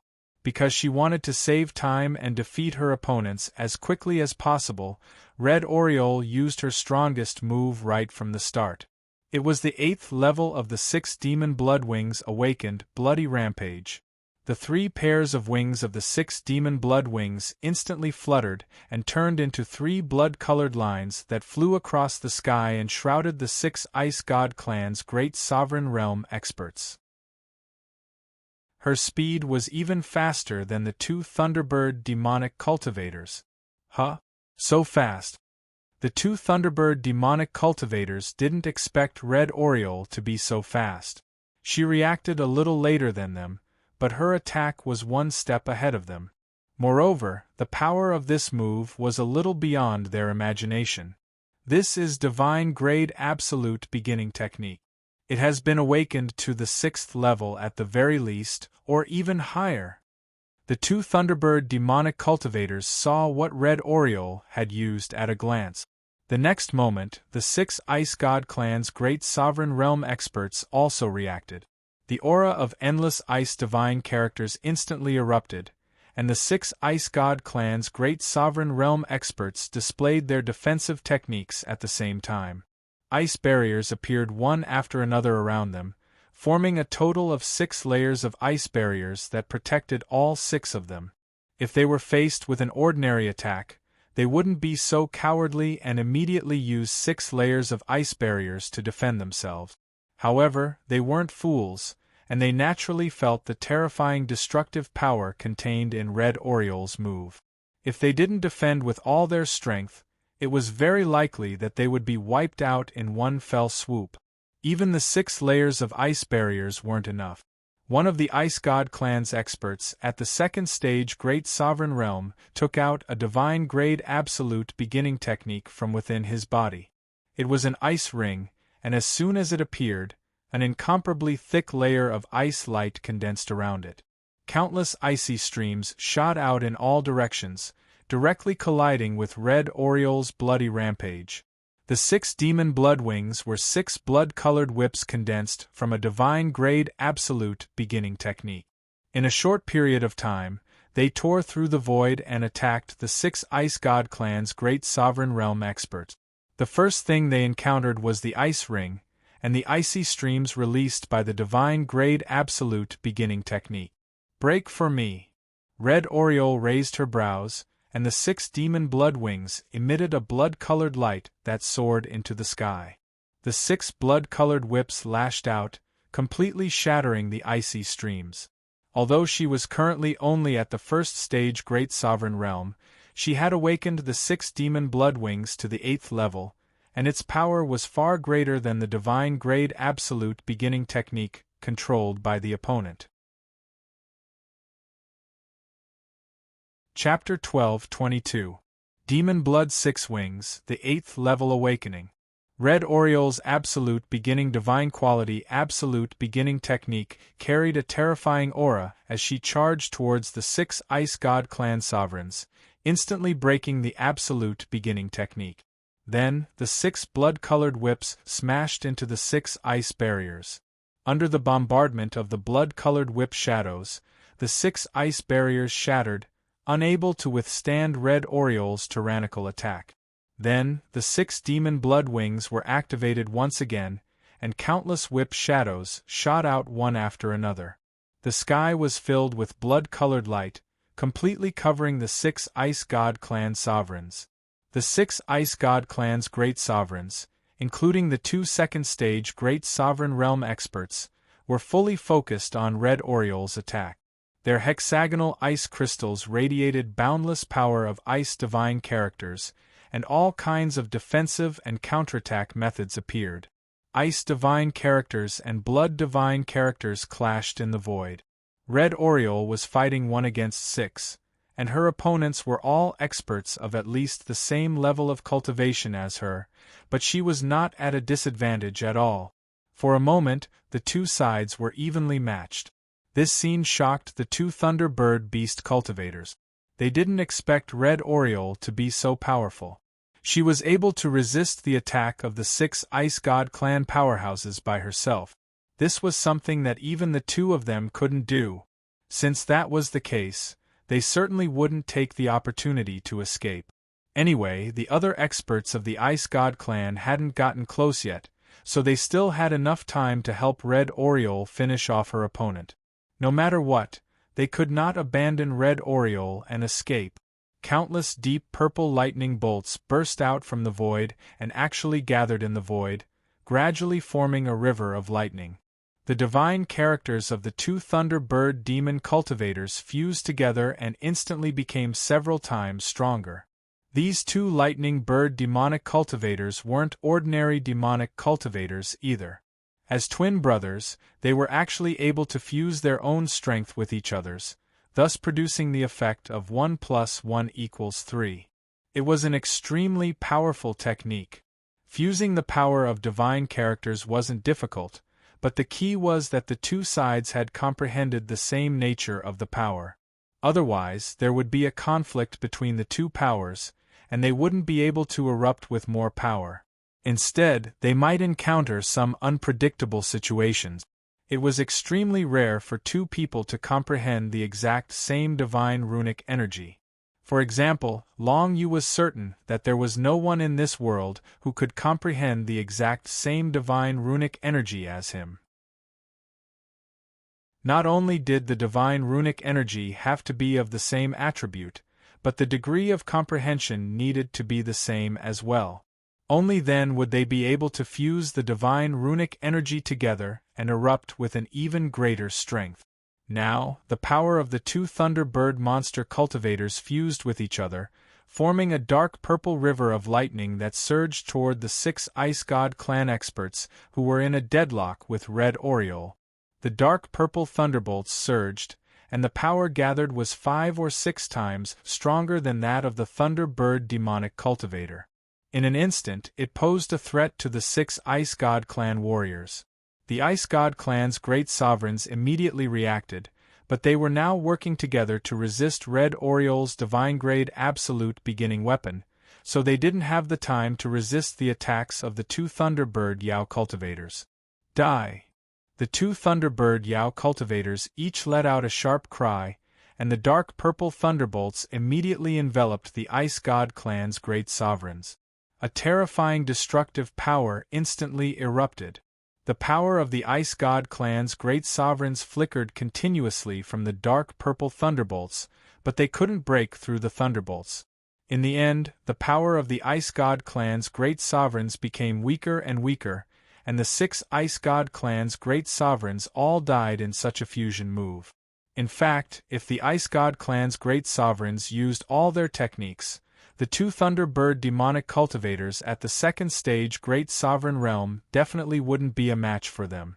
Fortunately, Red Oriole was there, and with her 8th level awakened divine-grade absolute beginning weapon, she restrained the power of the 6 Ice God clan's great sovereigns, allowing the two Thunderbird demonic cultivators to finally succeed. The cooperation between the three of them wasn't bad. Although it wasn't Red Oriole who killed the 6 Ice God clan's great sovereigns in the end, she undoubtedly contributed the most. She alone restrained more than 90% of the opponent's power, which resulted in them not being able to resist the dark purple thunderbolts at all. Once the Ice God Great Sovereigns diverted some of their strength to resist the dark purple lightning river, Red Oriole's demon blood 6 wings would immediately kill them on the spot. Thus, the Ice God Great Sovereigns had eaten the full power of the two Thunderbird Yao cultivators' attack. Even with the strength of their bodies, they were ultimately unable to resist the terrifying destructive power. The 6 Ice God clan's great sovereigns originally wanted to kill Red Oriole and the other two Thunderbird demonic blood 6 wings, but they didn't expect that they would be killed in an instant. This scene shocked the Ice God clan's experts in the distance. 3 against 6? And an instant kill. Most importantly, Red Oriole's cultivation was only at the first stage Great Sovereign realm, yet she was able to hold back 6 Ice God clan's great sovereigns by herself. It was simply unbelievable. Of course, the Ice God clan's camp also had experts of this level. However, the ones they had sent to the space-time tunnel were ordinary Ice God clan members. Naturally, there weren't any powerful existences at Red Oriole's level. "Let's go, we can't stay here for long."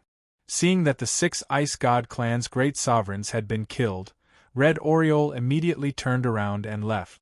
She didn't dare to stay here any longer, because there were already more Ice God clan's great sovereigns rushing over from afar. There were at least 20 or 30 of them. If they caught up to her, she wouldn't have any chance of survival. The two Thunderbird demonic cultivators naturally knew that they had to retreat now. Just now, they had been held back by the 6 Ice God clan's great sovereigns. They had wanted to sacrifice themselves so that Red Oriole could go back and report the news. But now, they naturally didn't need to sacrifice anyone. The 3 of them returned to the path they had come from at an extremely fast speed. In the distance, dozens of Ice God clan's great sovereigns directly chased after the 3 of them. In the colorful space-time tunnel, the distance between the two sides was getting shorter and shorter. In terms of speed, Red Oriole and the two Thunderbird demonic cultivators were already very outstanding.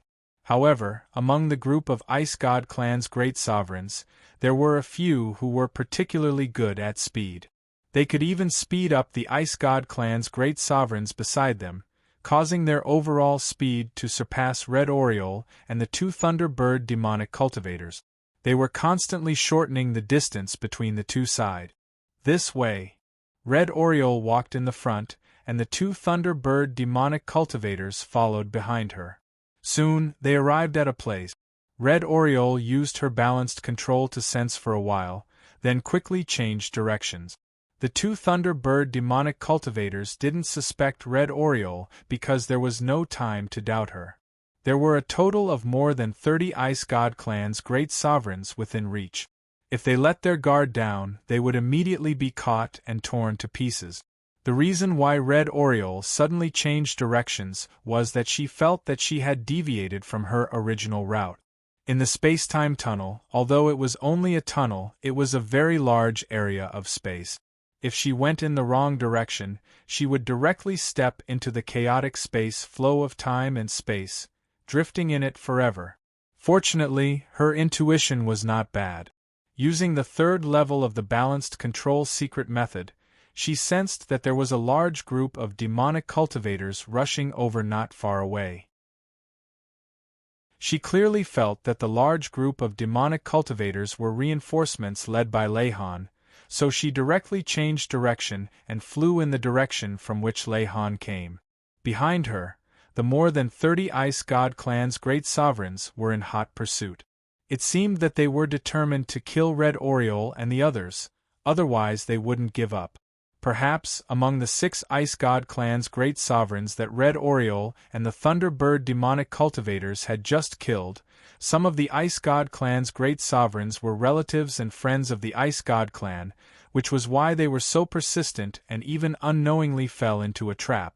Soon, Red Oriole and the others were getting closer and closer to Lehon and the others.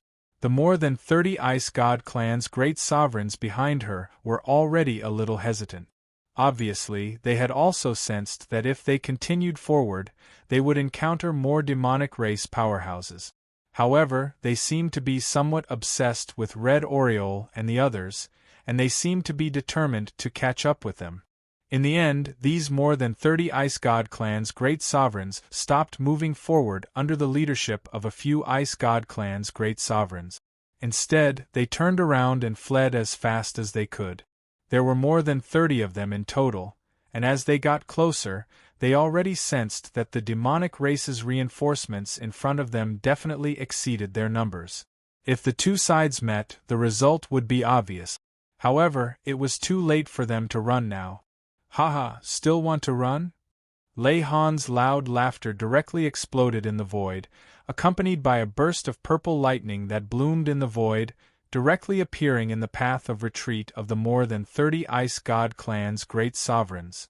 The burst of purple lightning emitted a terrifying thunder pressure, instantly paralyzing the physical bodies of the more than 30 Ice God clan's great sovereigns, rendering them unable to move at all. This was Lehon's terrifying means. With his strength as a 5th-stage great sovereign, a casual innate magical ability was enough to completely paralyze the more than 30 Ice God clan's great sovereigns and control them in the palm of his hand. Immediately after that burst of purple lightning, countless lightning bolts as thick as an arm roared and swept out, directly killing the more than 30 Ice God clan's great sovereigns. With a terrifying destructive aura, it seemed like they were going to turn these Ice God clan's great sovereigns into ashes. Among the group of more than 30 Ice God clan's great sovereigns, the strongest was only a 3rd-stage great sovereign. Even 3rd-stage great sovereigns were gradually unable to resist Lehon's attack, let alone the other Ice God clan's great sovereigns. In just the time for a single breath of time, only 3 3rd-stage dominators remained, and they were still resisting with difficulty. All the other Ice God clan dominators had been blasted into nothingness by the violet lightning, and not even a trace of ash was left behind. Lehon's strength is actually so strong. You're tuning in to the Phoenix Knights YouTube channel.